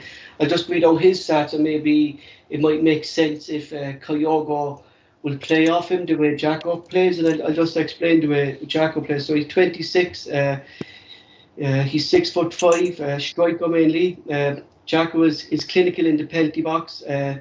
He's a box-to-box, he's in the box finisher, composed with great quality, takes his chances, he's alert. He's optimistic. He anticipates where the ball is going to go. Strikes the ball with great power outside the box from the outside area. Decision making. Sometimes he can be frustrating. Likes to play next to the defenders. Likes a strong competitive defender that he can shove off the ball. Likes to hold up the ball. Doesn't favour dribbling with the ball, but likes to make it opportunities for other players. So this is an Ange signing. Ange wanted this striker, Jacko. So going by what we're kind of hearing about him, like, would Kyogo maybe suit playing off him, that he'll hold up the ball and Kyogo will be able to move around him? You know? You know, maybe Kyogo might be the farther forward then. For me, again, to talk about Jacko, let's go with Jacko. To talk about him in isolation, I think, again, it's a brilliant bit of business by the club. Mm-hmm. We've gone out and signed, the top scorer in the Eredivisie. And that's a tough league, Mark. Yeah, it's a tough league. It is a tough league. And he's got 29 goals and 33 appearances in that league. And we've got him, I think, he's at a club that, were relegated. And he... So I think I'm right in saying, or I read it was 2.1 million rising to 2.5. So for me, that's an unbelievable bit of business to get a striker of that calibre in the door at the football club. So first and foremost, I'll say that. And like I say, I've watched a bit of him. He looks like a right-handed player. He looks like he'll get goals for us. He's like he's tough as well, he's physical. Scores a lot of headers. I watched an actual extended highlights game against Vitesse Arnhem. He actually scored 4. I think they beat them 4-1 or 4-2. And he was very, very good. 3 headers that game. So again, a wee bit different from what we've had in terms of, if we're putting crosses in the box, we've now got a striker that's capable of getting on the end. It's an option that we didn't really have for a while, Barry, ain't it? Like a big physical striker. Do you know what I mean? We haven't had them for a while, haven't we? And even though sort of Edouard was, in terms of stature, he was a relative, he must have been 6'1", 6'2". That was never his game, mixing it with the centre halves and going and, dominating centre halves and winning headers. He was more technically and preferred at the feet. But I think Jacko will bring that to the table. But for me, again, just going back, Paul, for me, can Kyogo play off him? Absolutely he can. He's that technically good that he can. But for me, I just think you've got to play to his optimum strength, which is through the middle. So I'm not Ange, so I don't know what Ange has planned. But, for me, if they can play as a 2, I don't know. I know Ange probably isn't that his preferred option. But for me, I play Kyogo through the middle every day of the week. I just think he's that threatening and that effective that you can't not have him in there. But if Ange decides that he maybe wants to play him a bit deeper, let's see how he gets on. But like I say, an own personal point of view, I just don't think you can't have Kyogo through the middle. I agree with you, yeah. Maybe would you, Marcus, give us the option, Mark, in trying to break down teams, or if we're trying the game, or as we've seen with Edouard, bring him on that we need to hold up the ball. Like, he is realistically, Mark, Edouard's replacement. Like, so he's not going to be brought in just to sit on the bench either, is he? So you have to find a position for him, See, Paul, I don't think this guy's been brought in to be a backup. I don't. Barry says, I don't know. We don't know what Ange's got up his sleeve, but I think Jacko will be starting. If he's fit, he'll be starting as my main striker. Yeah. I'd agree with that, guys. I'd agree, and this is where you sort of play devil's advocate with yourself, because I do think Jacko will play, because like you say, Mark, he's been brought in as Edouard's replacement effectively. Like you said, you don't bring in somebody that's a top scorer in the Eredivisie. You pay 2.1 million isn't maybe, or 2.5 million isn't a massive amount of money, but it's still a decent amount of money. You don't bring these guys in to sit on your bench, so it'll be interesting to see what happens. And like I say, it's Ange that makes that decision, not me. Do you know what? I think it's good to have that headache for manager, Mark. It's good to have a headache like that. Like, what do you do now? Like, you have Kyogo and you have Jacko. Do you mean we have so many options now, Mark, don't we? And they can all switch during the game. They can all switch wings and things like that during the game. But I've said it before, and I think Rab said it and Barry saying it. I think that Kyogo just gave a kind of free roll. Do Just Yeah. but because I mean, I've asked you this, right, Barry? What actual formation would you say Ange is playing?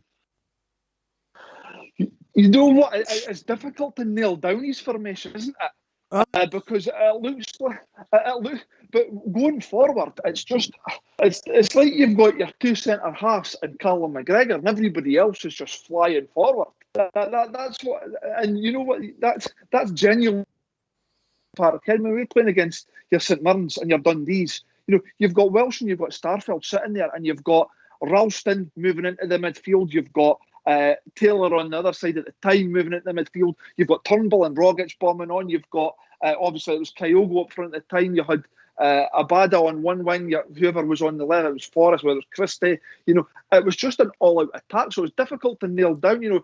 Ange claims it's a 4-3-3, but it really isn't a 4-3-3, is it? Like a gung-ho style in FIFA or something, isn't it? Everyone out to attack, like, isn't it? But just when it comes up, it's set up as a 4-3-3. But Mm-hmm. you sit and watch it, it's not playing the normal way a 4-3-3.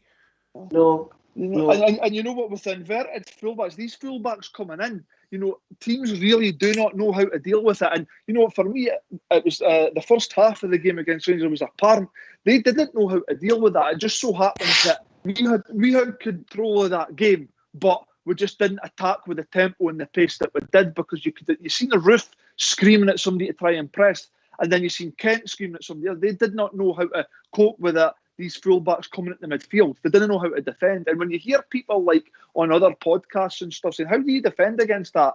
They've not really got an answer for it. When these fullbacks are coming into your midfield, it's channeled for them to be picked up and the wide men to get the ball. But that's exactly what Celtic want. They want your Abadas and your whether it be Yotas on the ball. But if you decide to go with them, then they've got you've got an overload of midfielders in the middle of the park where you could utilise, and that's where your full-backs, if they're good on the ball.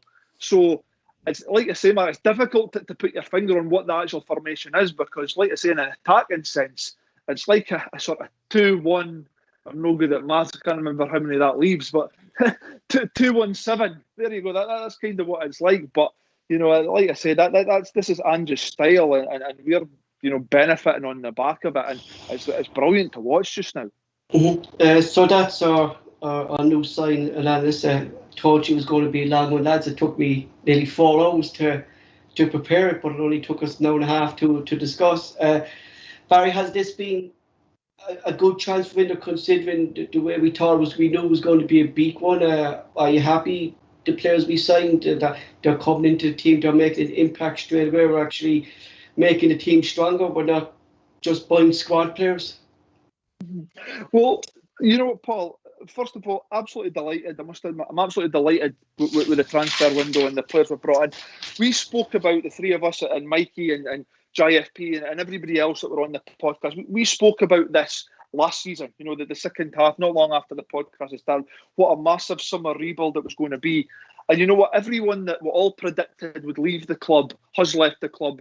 And when we talked about the size of squad overhaul, we were all pretty much bang on. I think that's 13 players being brought in, a massive amount of players, not just squad players that were in the starting 11 have moved on from the club. So, the actual players that were brought in, I'm absolutely delighted. I think it's a real sort of quality players that have brought in. Again, some bargains, if you like. We talked about Juranovic, we talked about Giacomakis, Kyogo, the unknown, Abada, the unknown. For me, absolutely over the moon with the squad that Ange has assembled, and I'm really, really excited, because I think we'll kick on now. I think now that the transfer window's shut and Ange knows the group of players that he's got to work with, I think we'll take it to another level, to the next level, and I'm super excited about that. Mark, would you agree with that, yeah? It was a balanced transfer window as well, Barry, wasn't it? Mm-hmm. We brought in experience. Financially, yeah. No, but I'm even talking about... oh, sorry, apologies.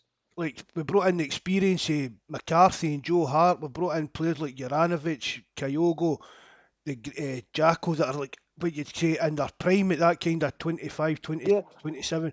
And we brought in a lot of younger players as well. Absolutely, Mark, yeah. Bit of planning went into that kind of... We're not going... hopefully end up in the kind of situation we were in the end of last season with all these loan signings leaving, all these contracts ready to expire, all the players getting too old all at the one time again. Mm-hmm. And you look at the length of contracts they've provided some of the players with. Like, you're looking at Hart a 3-year contract, McCarthy 4. I think Giacomakis and Juranovic both got 5-year deals. So the club's really sort of backed and invested these contracts. And like you say, it's been a different transfer window. And you've just listed the age of the players. Starfeld 26, Kyogo 26, a proper mix. But again, going back to it, I'm really excited with the squad that's been assembled and really looking forward to what they're going to produce going forward. The squad now, as it stands with the transfer window closed till January, we have Hart, Barkas, Bain, Hazard. Right back, we're going to have Jovanovic, Madison. I put Urahidi in there as well because he barely played right back pre-season. We're going to have Welch, Vickers, Murray, Urahidi, Starfelt, Julian, Scales, Beaton. We're going to have Taylor, Montgomery, Barangoli. We're going to have Turnbull, McGregor, McCarthy, Zoro, Shaw, Roger, Henderson, Forrest, Abada, Dembele, Kyogo, Jacko, Ayesi, Yata, Mickey Johnson, Montgomery. That's the squad. Players to come back. As Mark said, James Forrest is back in training. James McCarthy is back training. Mickey Johnson is back in training next week. Kyogo is back in training next week. Christopher Julian, kind of middle September, October, hopefully, but that's just a prediction at the moment with him. Mark, we spoke about squad in depth after the Rangers game that the bench looked light and stuff like that, but looking at the squad now and with players to come back, like we actually will have a huge squad in depth now, like with the players coming. Like it seems to be 2 or 3 players for every position now, doesn't it? Aye, that seems to be the way it's looking. Or at least the players that can play in numerous positions and cover it in that, Paul. So I suppose you could still maybe to pick holes in it, but I mean, as Barry says, for where we were 6-7 weeks ago to where we are now, it's like night and day. Really, the players we've signed and the feeling between the fans, the feeling around the club and things like that. It's totally. I'm really excited as well with the way things are going. I think he's going to be. Ange said as well that he's going to dip into the Asian market barring in January. He said January's the best time to buy in the Asian market. For what reason, I don't know, but this isn't the finished product yet. So it's at the end of the season, is it? So they're like a summer league, so Mark, is it, yeah? So like this isn't the finished product yet of Ange's squad. Like this is, I think, Barry, this is just the start of it, but it is a good squad now, what we're looking at, isn't it? Yeah, Paul. You know what? For me, he's assembled a squad that's got real quality within it. And like I say, once these players buy into the system, because obviously we've had a few guys come in the door that actually haven't had any training sessions with the club yet. Once he gets them up and this is what I talk about going to the next level. Because, like I say, now Ange knows the squad of players he's got between now and January, if you like, or now to the end of the season with Aden. Because I agree with you, I'd be very surprised if we don't see another couple of Japanese players coming in January. Because, like you touched on there, Ange's already said, and like Mark said, he gave the reason that just now it's a bit trickier to get Japanese players in because it's midway through their season, but their season finishes in January, and it's definitely a market he's looking to explore. So, like I say, I'd be surprised if he doesn't nip in and bring in because he'll know that market better than anybody, and he'll know the players that'll fit his system. I'm dreading the pronunciation already. Oh, well, you know what, Paul? We'll make up nicknames for them all for you.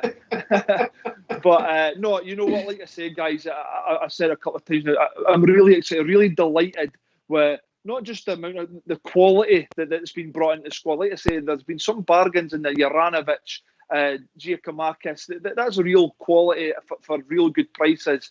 And I'm just now excited for the next game on Saturday against Ross County to see what they can do and going forward. Like I say, for me, they're only going to get better and better. And I'm really excited about what Ange's going to bring to the table. Not just the new players, Barry. Like it's players that Ange made better. Like who we have written off last season. We've written off Roderick. We've written off Radisson. I mean, Ange has made them better. He seems to be making the players that were there last season even better as well. Like, and that's what is making the squad in depth look that little bit stronger. Do you know what I mean? That there seems to be anything Ange touches making things better at the moment at the club. You know. He's brought a real good feel factor to the club, Paul. A feel good factor to the club amongst the fans, amongst the players, all the staff, etc. But you're absolutely right. Guys like Ralston and Rogic, and for the time he was here, we got a tune out of Christie for a few weeks. But you know what? At the same time, Paul, they potentially realise, if I don't up my game, I've not got a future at this football club. I'm not going to play under Ange because they know the demands, they know the style. So if they don't up their game, they're not going to play. So everybody benefits. The player benefits, the team benefits, and as a result, the supporters benefit. So there's no doubt about it. He's really lifted the club from where it was just months ago. And you know what? You've got to credit him for that as well, because there was doubters out there. I'm big enough to hold my hands up and say, I was potentially one of them. Was this the right appointment? I'm not sure. Let's wait and see. Listen, Celtic supporters will give any manager an opportunity, but what a transformation in the squad, and what a transformation in the feeling around the club. And like that, we lost a game to Rangers. That's last season. We're all down in the dumps, but like we said, and Mark said earlier, we're disappointed we lost the game, but the feel-good factor didn't go away. We all saw the bigger vision for the club and where Ange is taking us, and we're all excited about that. Mark, I think you have an update too on Bolingoli. It looks like that he still could be away to an unnamed club in Russia. I kind of sniffing around him at the moment. There's talk of him going to either Russia or back to Turkey again, Paul. I think one of the windows shuts tomorrow night and one of them's maybe a couple of days later. I'm not sure off the top of my head, but he's been took out the UEFA squad as well, Paul. So I wouldn't be surprised. I think his days are numbered now, Mark. We haven't really seen him even pre-season, or we haven't seen him even getting on the pitch even as a sub. I think his days are numbered now. I mean, his agent's been trying to get him a club. Yeah. Basically, for the Turkish mob didn't want to take him permanently, kind of idea. So I think he knows he's not getting any future at Celtic. So again, it's down to his agent to get something tied up from one of these where the window's still open. So that's the transfer window close. The new players are in the door.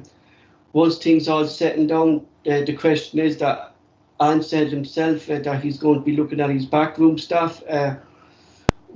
Will they start looking at the sports science area straight away and the conditioning area straight away, or do you think maybe they might have someone lined up for them as well already? Oh, well, I know they said they would leave all that to the window was shut, but I would like to think there'd have been some kind of movement that way to at least sounding people out, Paul. But it's hard to predict into really what they're going to do. Are they going to maybe let Ange maybe settle down with the squad at the moment, Mark? Let him walk there, get everything gelled at the moment, and maybe gradually start looking at the ways? I don't Do you think he needs them kind of straight away the way he was kind of talking last time? Just even the way Ange is, I don't think he's the type of person that he'll put, as he says, he put it off. He says, I'll deal with it. That'll get dealt with when the transfer window's shut. So I think that's just like transfer window shut, and next is back on to what his next job is. I mean, you get that impression from him. He lives, breathes football 24/7, Paul. So, no, I don't think it'll be a case of, right, get a couple of weeks or a month, settle things down. I think it's a case of, right, we've got through that transfer window. What else do we need to do? What's next on the list that needs seriously looked at? Brian, do you want to come in there? What do you think, Barry? Like with the squad and the fast tempo he's playing, it's clearly where Ange said we're lacking in his backroom staff is sports science conditioning. Do you think that Celtic are already looking at that positions already, and they're going to start making appointments soon in these positions? Yeah, I would assume so, Paul. I would assume that's something that they've been looking at for a long time. Not just. I know Ange was concentrating on the squad, and rightly so. That was the first and foremost. That was his biggest job, was the squad overall in the summer. But I'd like to think that he knew that when the time was right, he knew who it was he's wanting to bring in. Like sort of Matt said, he's involved in everything at the club. He said it himself. He wants he wants to be involved in the sports science element and things like that. So I'd like to think the club will back him. I believe the club will back him. I believe the club will sort of have trust in him that he's the man to take us forward. And as a result, he sort of deserves the coaching staff or a say in who comes to the club because. Like you say, he plays a specific style of football that's very demanding on the players. So elements like sports science division, that's quite important. They've got all the sort of data in terms of mileage and performance related stuff that tells you when players are needing to rest, when you pull them out. So, because of the style he plays, he should be involved for me in terms who could potentially come in these sectors and certainly his coaching staff. But I think it's something, only Ange will know. He'll know who he wants to bring in. If he wants to bring in somebody, I'd like to think he probably would. I'd like to think he'd bring in at least one person, one coach, an assistant manager. I don't know. But I actually believe, I have trust in the club that they'll provide Ange with what he needs to take the club forward. And I think that'll happen. Mark, what about the director of football, Mark? Do you think maybe that would be at the end of next season that they'll concentrate on Ange getting sports science conditioning, or is this an area that won't totally involve Ange as the director of football? Is that more of a Dominic McKay? I think it's at the stage now. I think Ange would have input on that as well now, Paul. I mean, well, we know that. What was the job they advertised for, Paul? Mind? The special data analysis. I thought it was something to do with recruitment or something like that. Recruitment analysis, like looking at the data, yeah. But I mean, I don't know. Does that put you in charge of do you get what I mean? I'm not actually 100% sure what that would entail, but again, it's something. Is that somewhere, Mark, that what Liverpool would do? We still need to build the structure better behind the scenes. The same problems we've spoke about often enough, really, behind the scenes for me, are still there. The actual underlying problem. Well, the biggest problem's out the door now with Lowell being away, but the actual problems of the way what was happening with young players, the academy, everything. Do you get what I mean? It's new. That's what it's still the same problems we need to deal with. And they've no went away, so they'll need to do it. They'll need to bring in these people that are going to do the jobs. So we still heard nothing either. Has Gordon Strachan actually started his war, Mark? Has that been put on hold at the moment? That the Scottish FA were looking into it, was it seen if it was legal? It's kind of away, that story, isn't it? Yeah, I never can, because I was looking up it there today just to see was he still involved, but it just kind of went back to the old stories that popped up first. So Gordon Strachan returns to Celtic on a consultancy role. There was nothing saying he started his role. Yeah, sorry, no, I don't know, but because it really went quiet. That was a bit of a weird one as well, but really, wasn't it? I mean, fair dues, he was only coming in to have a look at the academy and what we could have done better. I think we could have got somebody with a bit more knowledge and a bit more authority come in for a 3-month contract to overhaul the youth system and that.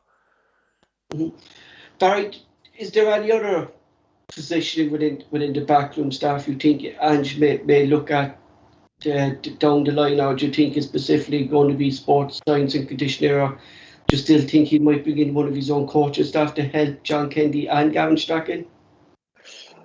You know what?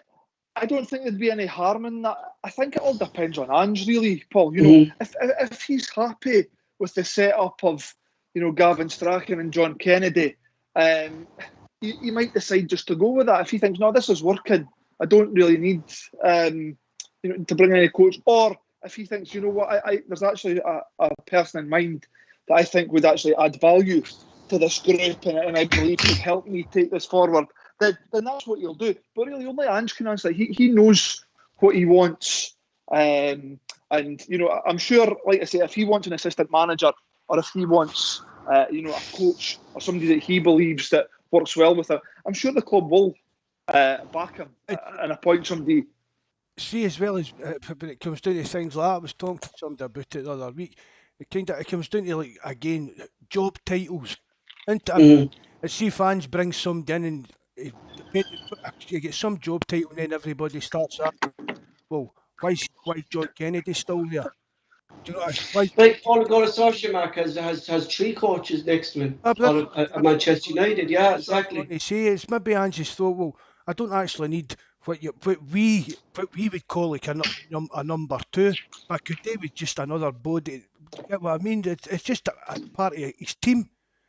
I don't think he comes down to like a rank system the way these modern managers kind of go about things. Paul, do you get what I mean? No, because when you look at United, and it comes up like Mike Phelan, assistant manager, Carrick, assistant coach, and then Aye, it's different titles, like, and then the fella like Kitchen is assistant coach as well, like, so, but they but get the same amount. he'd be bouncing intelligence off all of them, Mark. They're just off part of the team. Again, it's just down to job titles and stuff like that. Yeah, you know, um, going forward, like the protests saying like in recent we had John Fendi on and she spoke about what's really going on behind the scenes, Mark, and things like that. But I don't think there could be protests now saying back the team to the board at the moment because they have delivered now for the first team. The Dominic McKay came in, he did his job, he backed the manager. You know, I know, but I mean, I've made my feelings plain about it, and as I said, if I'd known JFP was going to be on, would have brought him on tonight as well, Paul, because that's the one time to come on, because he was one of the ones that was really, you get really tore into the board and Dermot Desmond on other podcasts, but we'll get that sorted with JFP. But in my opinion, the board, we went in, again, Paul, I'm just going to say it, the state we were in when states. when the Eddie Howe deal Yeah. fell down, to where we are now, I hold my hands up, Paul. I think the board's done no bad. I think the board's done well this summer. Only for Dominic McKay didn't come into the job early, Mark, we wouldn't have gotten Ange, I say. Ah, You know, if Peter Lord was still calling the shots, we could have ended up with Peter Lord maybe bringing back Gordon Strachan, Martin O'Neill, Roy Keane. That's what we would have ended up with. I mean, Like, and as we say, we can nitpick that. Oh, we wanted that Lofrich as our dreamy left winger, or we wanted this striker that went to somebody else because the board when they spend money. But again, Paul, you can pick faults, but they've stepped up to the plate. They've spent a lot of money. For me, they've backed Ange, and I can't really fault them for that. You know, really. sorry, It's hard to say. It's hard, and it's hard to give the board compliments after. no, Zach, because, like, in fairness, Mark, as you said, like, some problems are still there within the club, like, but the main thing, this transfer window was the back the manager, and with protests outside, I think it was the first home game of the season, and they were saying back the manager thing, back Ange, and like, whereby they have backed Ange now. They brought in the players, not only have brought in, but they brought in quality players as well, like, you know, international players, we could say, you know. Yeah. And you know what? Again, I'll hold my hands. I was critical of the board. I really was. In terms of the backing Ange, yes, they have. And like you say, Paul, that we've done some great business, you know, because I think we've still managed to make a bit of money on transfer sales. We've brought in quality players, and we've brought in quality players at a right good price. Is what we bought in transfer fees since Free Farm left in January. 55 million. 55, and I don't. And that's really you know, how much have we spent, Paul? Have you got that information or? Not yet, no. Not yet, right? Okay, but listen, we've still come out the other end with a profit. We've built a squad, and like I say, it's not just the fact that we've brought in 13 players. In my opinion, we've brought in 13 right good players. And like Mark said earlier, a mixture of, you know, experienced players, you know, players that are in their prime, you know, 26, 27-year-old, and 2 or 3 younger players in there. It's a squad to be excited about, in my opinion. So, yeah, in terms of the board, they have backed the manager. They've ticked all the boxes. I was going to say, the only thing, I think a lot of the fans, and myself included, were, you know, to go out in the Champions League against Midtjylland, we were kind of maybe a bit impatient. Maybe that's right. Maybe we were a bit impatient in terms of wanted them to act quicker. But, you know, I think probably a lesson to be learned is, you know, transfers aren't easy to get over the line. Players aren't easy to get in the door. and a lot of our deals do come down to the last minute and the last day of the transfer window.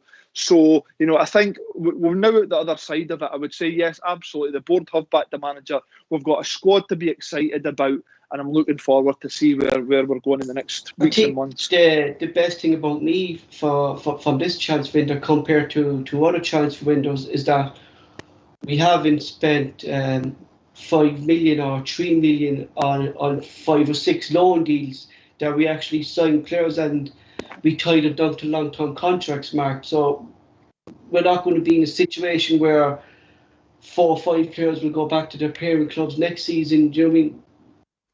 We're seeing that Ange is building for the future here as well, signing these young players. Do you know what I mean? I think that's been the best thing about this transfer window, Mark, that we finally seen proper investment in the club.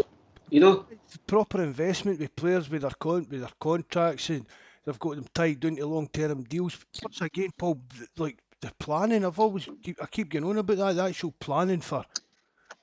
I mean, it keeps the disaster last season. The amount of Scott Brown out of contract and leaving too old anyway. Other players with garbage like Laxalt and John Joe Kenny on loan. It was a shambles. It was just like bringing in players just for the sake of it, Mark. You know what I mean? filling slots in the squad. There was players there that never shouldn't have been there at the start. I mean, like that Laxalt, he was just horrendous. But it was just cheap deals. What can we do? It was scrimping and screaming.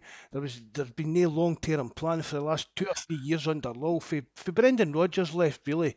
Even maybe for the even down to the sports science, Mark, since Brendan Rodgers, even down to probably a certain amount of time while Rodgers was here, but the club was just in a downward slide. You couldn't see. They were right in the crest of a wave, kind of thing. We were in, but we're in history. We were pushing on and thought, we're going for 8, we're going for 9, we were winning quadruple trebles. But it was, and folk that did mention it were shot down. I used to talk about it on the forum, Paul, and people, what you moaning about, we're winning trophies. But I could see where these problems were coming down the line. But that's what Janet was telling us, Mark, wanted that she saw these, and that they were just brushed aside because we were winning, and she said, all good that we were winning these quadruple trebles, Mark, but the underlying that the problems were still there, and this downfall was going to happen, Mark, because these problems were getting big. Small problems were getting bigger problems. We're getting bigger problems. We're getting bigger problems, weren't they? Now, I used to moan about John Park's influence with Peter Lowell, but honestly, for the last couple of years, I'd have loved to have seen John Park being back, just to at least. I mean, Blackburn. No, I think he's that, Mark. I think that there was uproar in. But see, even he spotted Ivanovic, you know that. But it was still. See, even though it was mostly John Park that was in Peter Lowell's ears, at least Paul, it was a fit big guy picking yes, players. Exactly. It wasn't. And Peter Lowell said then, Mark, that he could do that job himself, kind of a thing, isn't it? Aye, I mean, there is other. Do you see what is it? Something unofficial director of football kind of thing. They kind of gave him that wee tag on the internet, and basically that's what he was doing. And that was one of the main problems at Celtic for the last, I don't know, many years. But we're not getting into all that again with Peter Love. We'll be here all night. No, I'm showing you on the spot here now, lads, and I didn't have down, but the next game is it Ross County, I think, in the League Cup. The Cup, I think, is their next home game. Is it Ross County, is it? Ross County in the league. The league. Give me what's that lineup would you go, Barry? Which are new signings in the door? What would that? Oh, right, okay. There we go. That. On the spot, yeah. Right, okay. So, on the spot, I'm going to go with Hart in the goal. I think I would stick with Ralston at right back.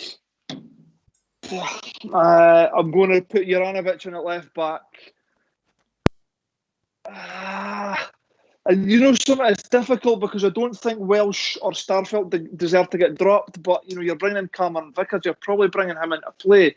So I think I'll go with the same back four. I'll go with Welsh and Starfelt. Midfield of McGregor, Turnbull, Rogic, Abada, Kyogo, and Jota.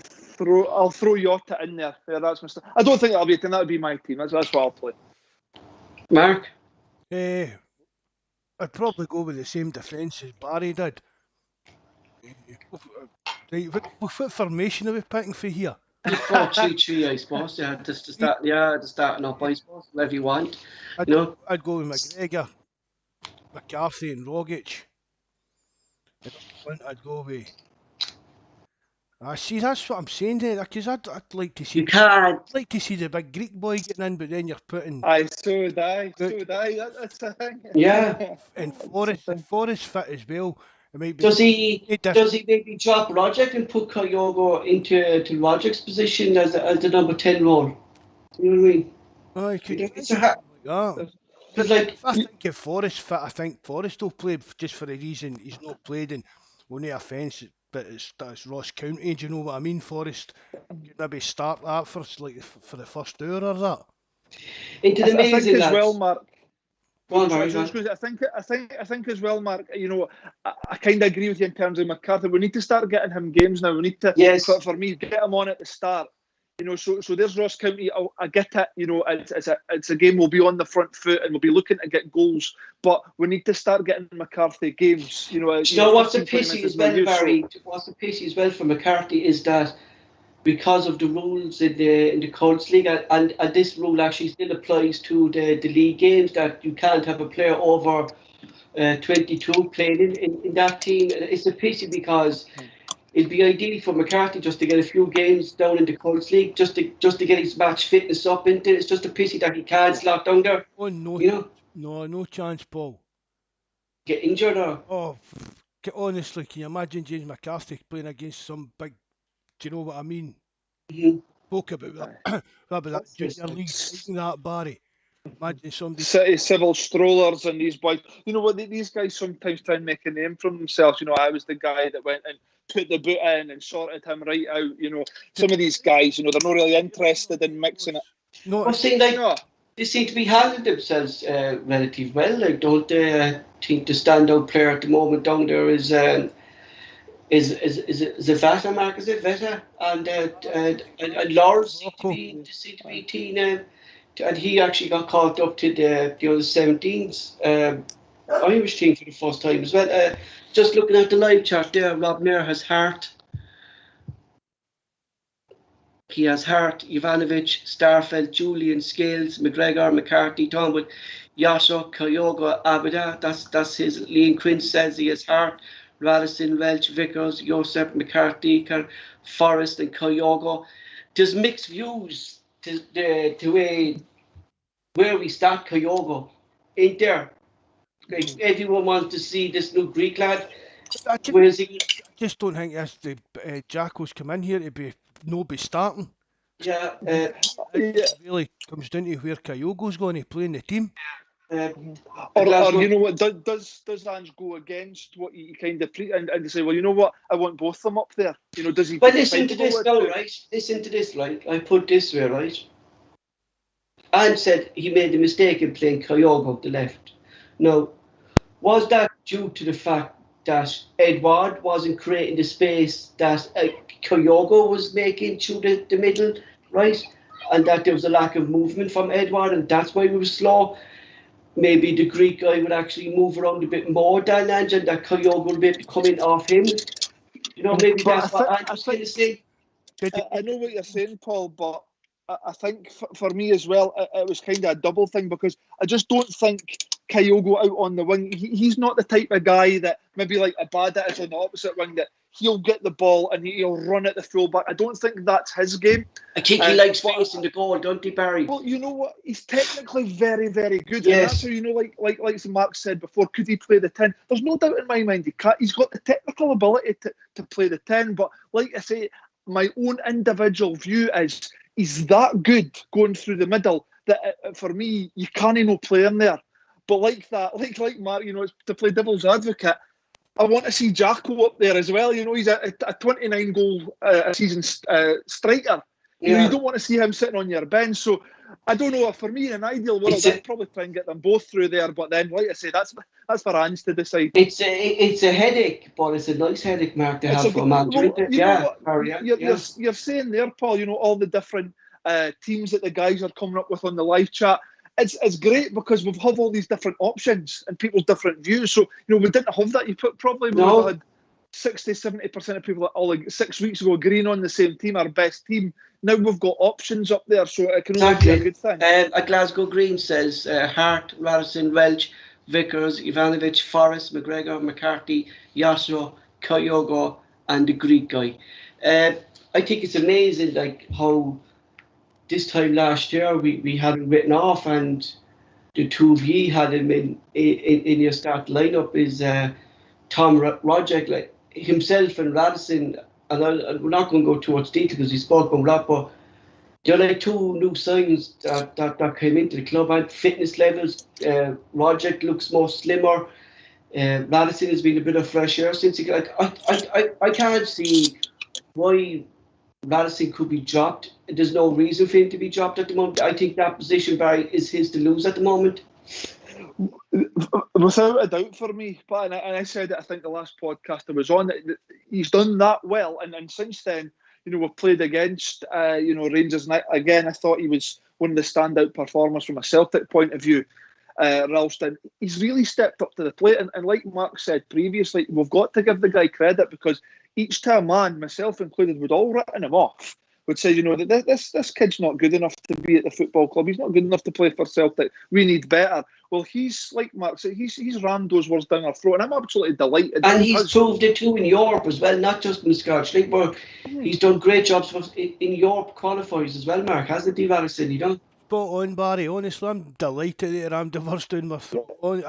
Absolutely. I think really, even Rogic as well. I mean, it was a different kind of. Say negative, right? Rogic, we knew Rogic should play fit, but it was just like lazy, unfit get. We've a manager now, Mark, who knows how to play Rogic, you know what I mean? Yeah. But whereas Ralston, you were like, you're just not good enough to play for. He's just not that level. And I think turnaround in him. And again, fair play to Rogic as well for getting himself really fit and really applying himself. It's like two new signings. Big question now for me is what condition will Roger come back after international duty? Because I think if he comes back with a slight injury or anything like that, Mark said in previous podcasts, and Barry, you said as well, and Mike said, I think it's time now maybe Roger should nearly retire and concentrate on his club career, seeing that he's got himself so fit now, not to be travelling halfway around the world for international matches, Barry. You know what? It's a difficult one for me from my perspective on it, Paul, because there's no doubt about it. I think going back a wee slightly there, when Ange came in and described the style of football that he wanted to play, everybody was thinking, well, Rogic cannot play that. He cannot play high intensity, speed, pressing. It's just not in his game. So again, credit to Tom Rogic because not only has he come in and done that, he's actually been very effective in Ange's style of play. But I understand what you're saying, Paul, but for me, to represent your country is a massive honour for any footballer at any country. So from a selfish point of view, from Celtic supporters' point of view, yeah, you know what? If Rogic didn't have to travel halfway around the world for these qualifiers, we'd benefit a bit. But I don't know. I'm probably not one to say I think he should do because, like I say, to play international football and represent your country is a massive honour. So I'd probably be in the camp of let him decide, and if that's what he wants to do, support him. If it's not, then we'll benefit. Those two lads now, considering that they're outside Europe, will Rogic and Kyogo have to isolate when they come back, or are they exempt from these rules? Because there was extraordinary scenes last night against Argentina and Brazil when the health officials stormed onto the pitch and got the match abandoned, and today the four British players in Argentina had to leave Barcelona to actually travel to Europe. Now they had to leave Brazil straight away this morning. There seems to be different rules for changing all the time with these COVID regulations, Barry, aren't there? It's what, Paul, it's so hard to keep up with them. It really is. I don't actually know the answer to your question in the sense that isolating. I thought that footballers had some sort of exemption. Because I thought they knew, because that's how the Rangers lads got caught, because it was a new rule brought in by UEFA in football that UEFA will do the testing in Europe and FIFA will do the testing for the World Cup qualifiers, and that's how Rangers actually got caught in the end because it wasn't friends over in the north that did the testing. It was actually UEFA that did the testing on Rangers. That's right. Yeah, that's right. Who is it Japan That's played? fine. Oh, Jesus, Mark, I couldn't tell you that. They played the other day. They got beat the other day, didn't they? Have they got another match since? They got beat 1-0, I think, from Oman. I will see what you're saying there. I'm sure something I read on Twitter. I'm sure it was they were playing their games in Dubai, and Dubai was in a like it's all right to travel to Dubai. In a neutral zone, Mark. Yeah, I think that's what they do. Was it? Yeah, neutral zones or something like that. Yeah, because Japan was actually in lockdown after the Olympics. They weren't letting no.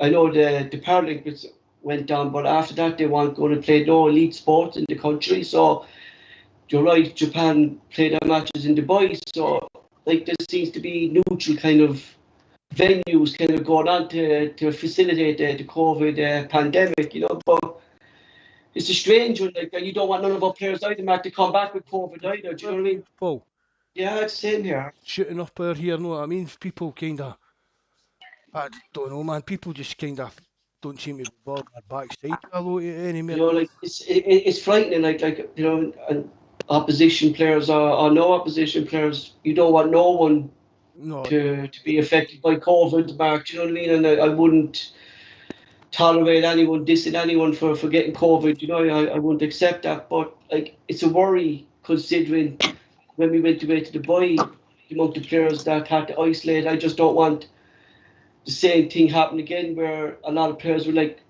if that happens, Barry, do you know what I mean? Like what do FIFA do and what do UEFA do?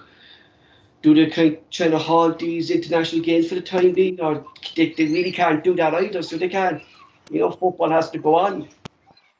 Yeah, you know what? It's like you have to manage the situation. It's like Mark says, the numbers are shooting up. They're now talking about you have to be double jabbed to get into football matches and that. Now, how they police that, I've got absolutely no idea. Are the club going to insist on seeing, COVID passports and that before a player gets allowed in? I don't know. It's just, like I said, the rules change all the time and it's difficult to keep up with them. It's difficult to understand how FIFA and that are going to manage them. If there is a big spike after the international, was there not something whereby I can't remember if it's FIFA or somebody said they're not going to force clubs to release players if they're not comfortable with it. I don't know, but it's it's a sticky area to go over. The whole COVID, rules and regulations. Liam Quinn came out there, lads. Yes, because Celtic wouldn't release our players to red list countries, but let Kyogo and Roger go because they were played in neutral venues. I think there was a few clubs in England as well. Man City didn't let a few of their Brazilian players actually travel to Brazil. Like, you know what I mean? So it's right. Like, they're quite entitled to do it, Paul. I mean, I know what. In the wages market in the day, like, you know what I mean? See, I know Barry's going about the pride of playing for your country and that. I mean, I'm not much of a fan of international football, so that wouldn't come into it. But if you're playing for Man City getting 200 grand a week and they're telling you, no, you're not going out there, you're not going, in my opinion. But Barry, it's amazing too, like that elite footballers, half of them, or even most of them, aren't even vaccinated yet. It's a strange one. I thought that would have been an absolute regulation. And the thing is as well, if you've got the opportunity to get the vaccination, I struggle to find out. I struggle to understand why you wouldn't. With the results that it's showing, that it's been proven that it's, it can't stop you getting the virus, but it can stop you getting, ill health. Sick, yeah, exactly. It could play it down, but. You know what? Who am I to judge, Paul? I don't know. If these guys decide for whatever reason that they don't want the vaccinations, like I said, that's their entitlement. That's their entitlement, as well, isn't it? It's their entitlement, Paul, but it's still the same as the rest is. They need to follow the rules. Whether the rules or whether you don't, if the rules are there, you need to stick with them. See, that's the problem as well, Mark. Well, I've spoken about that before. You'd have thought you'd have thought like football teams or the SPL or whoever would have SFA all clubbed together and like even just like both vaccinations for. Do you get what I mean? Like made it that kind of deal that I just don't know. Could you go and get vaccinated privately? No, I think it's still Do you do it by age in Scotland? Is it an age group that you do? We go, It was weird that I don't know, Paul. It was really weird that there we're speaking about Mikey. Mikey's wife's a nurse and been working in a hospital all through it. My wife, you know, my wife's been working in a shop all the way through it, and she only got yeah, her first jag a few weeks ago. So you know it is. I don't know how they determine when your time is, but again, with the money in football across football everywhere in the world, you think that there'd been some kind of thing to get players. Because they were one of the few people as well that were travelling and mixing with other people. So you'd have thought there would have been some kind of way to make sure that all the players were vaccinated as quick as possible. Hmm. Fun that nothing like that happened. That's it for tonight, lads. For myself, I think this show, seeing as we were talking about COVID, and one of our own lads heard the podcast is suffering badly from COVID. I think, Mark, we should dedicate this podcast to Mickey. Hope he gets well, and Get well soon. we're, Okay, mate. we're all here, everybody. Thanks to Barry, as always, giving us a good analysis on squad players as well tonight. And Mark, yourself again. Close the show, buddy. Right, thanks for everything, Paul. Thanks very much for joining us again, Barry. More than welcome. It's always a good show when you come on. Thanks to everybody that's joined us a live chat. Remember, if you've not subscribed, please do hit the like button, and if you know how to, please leave a comment. Hail, hail, good night, and God bless.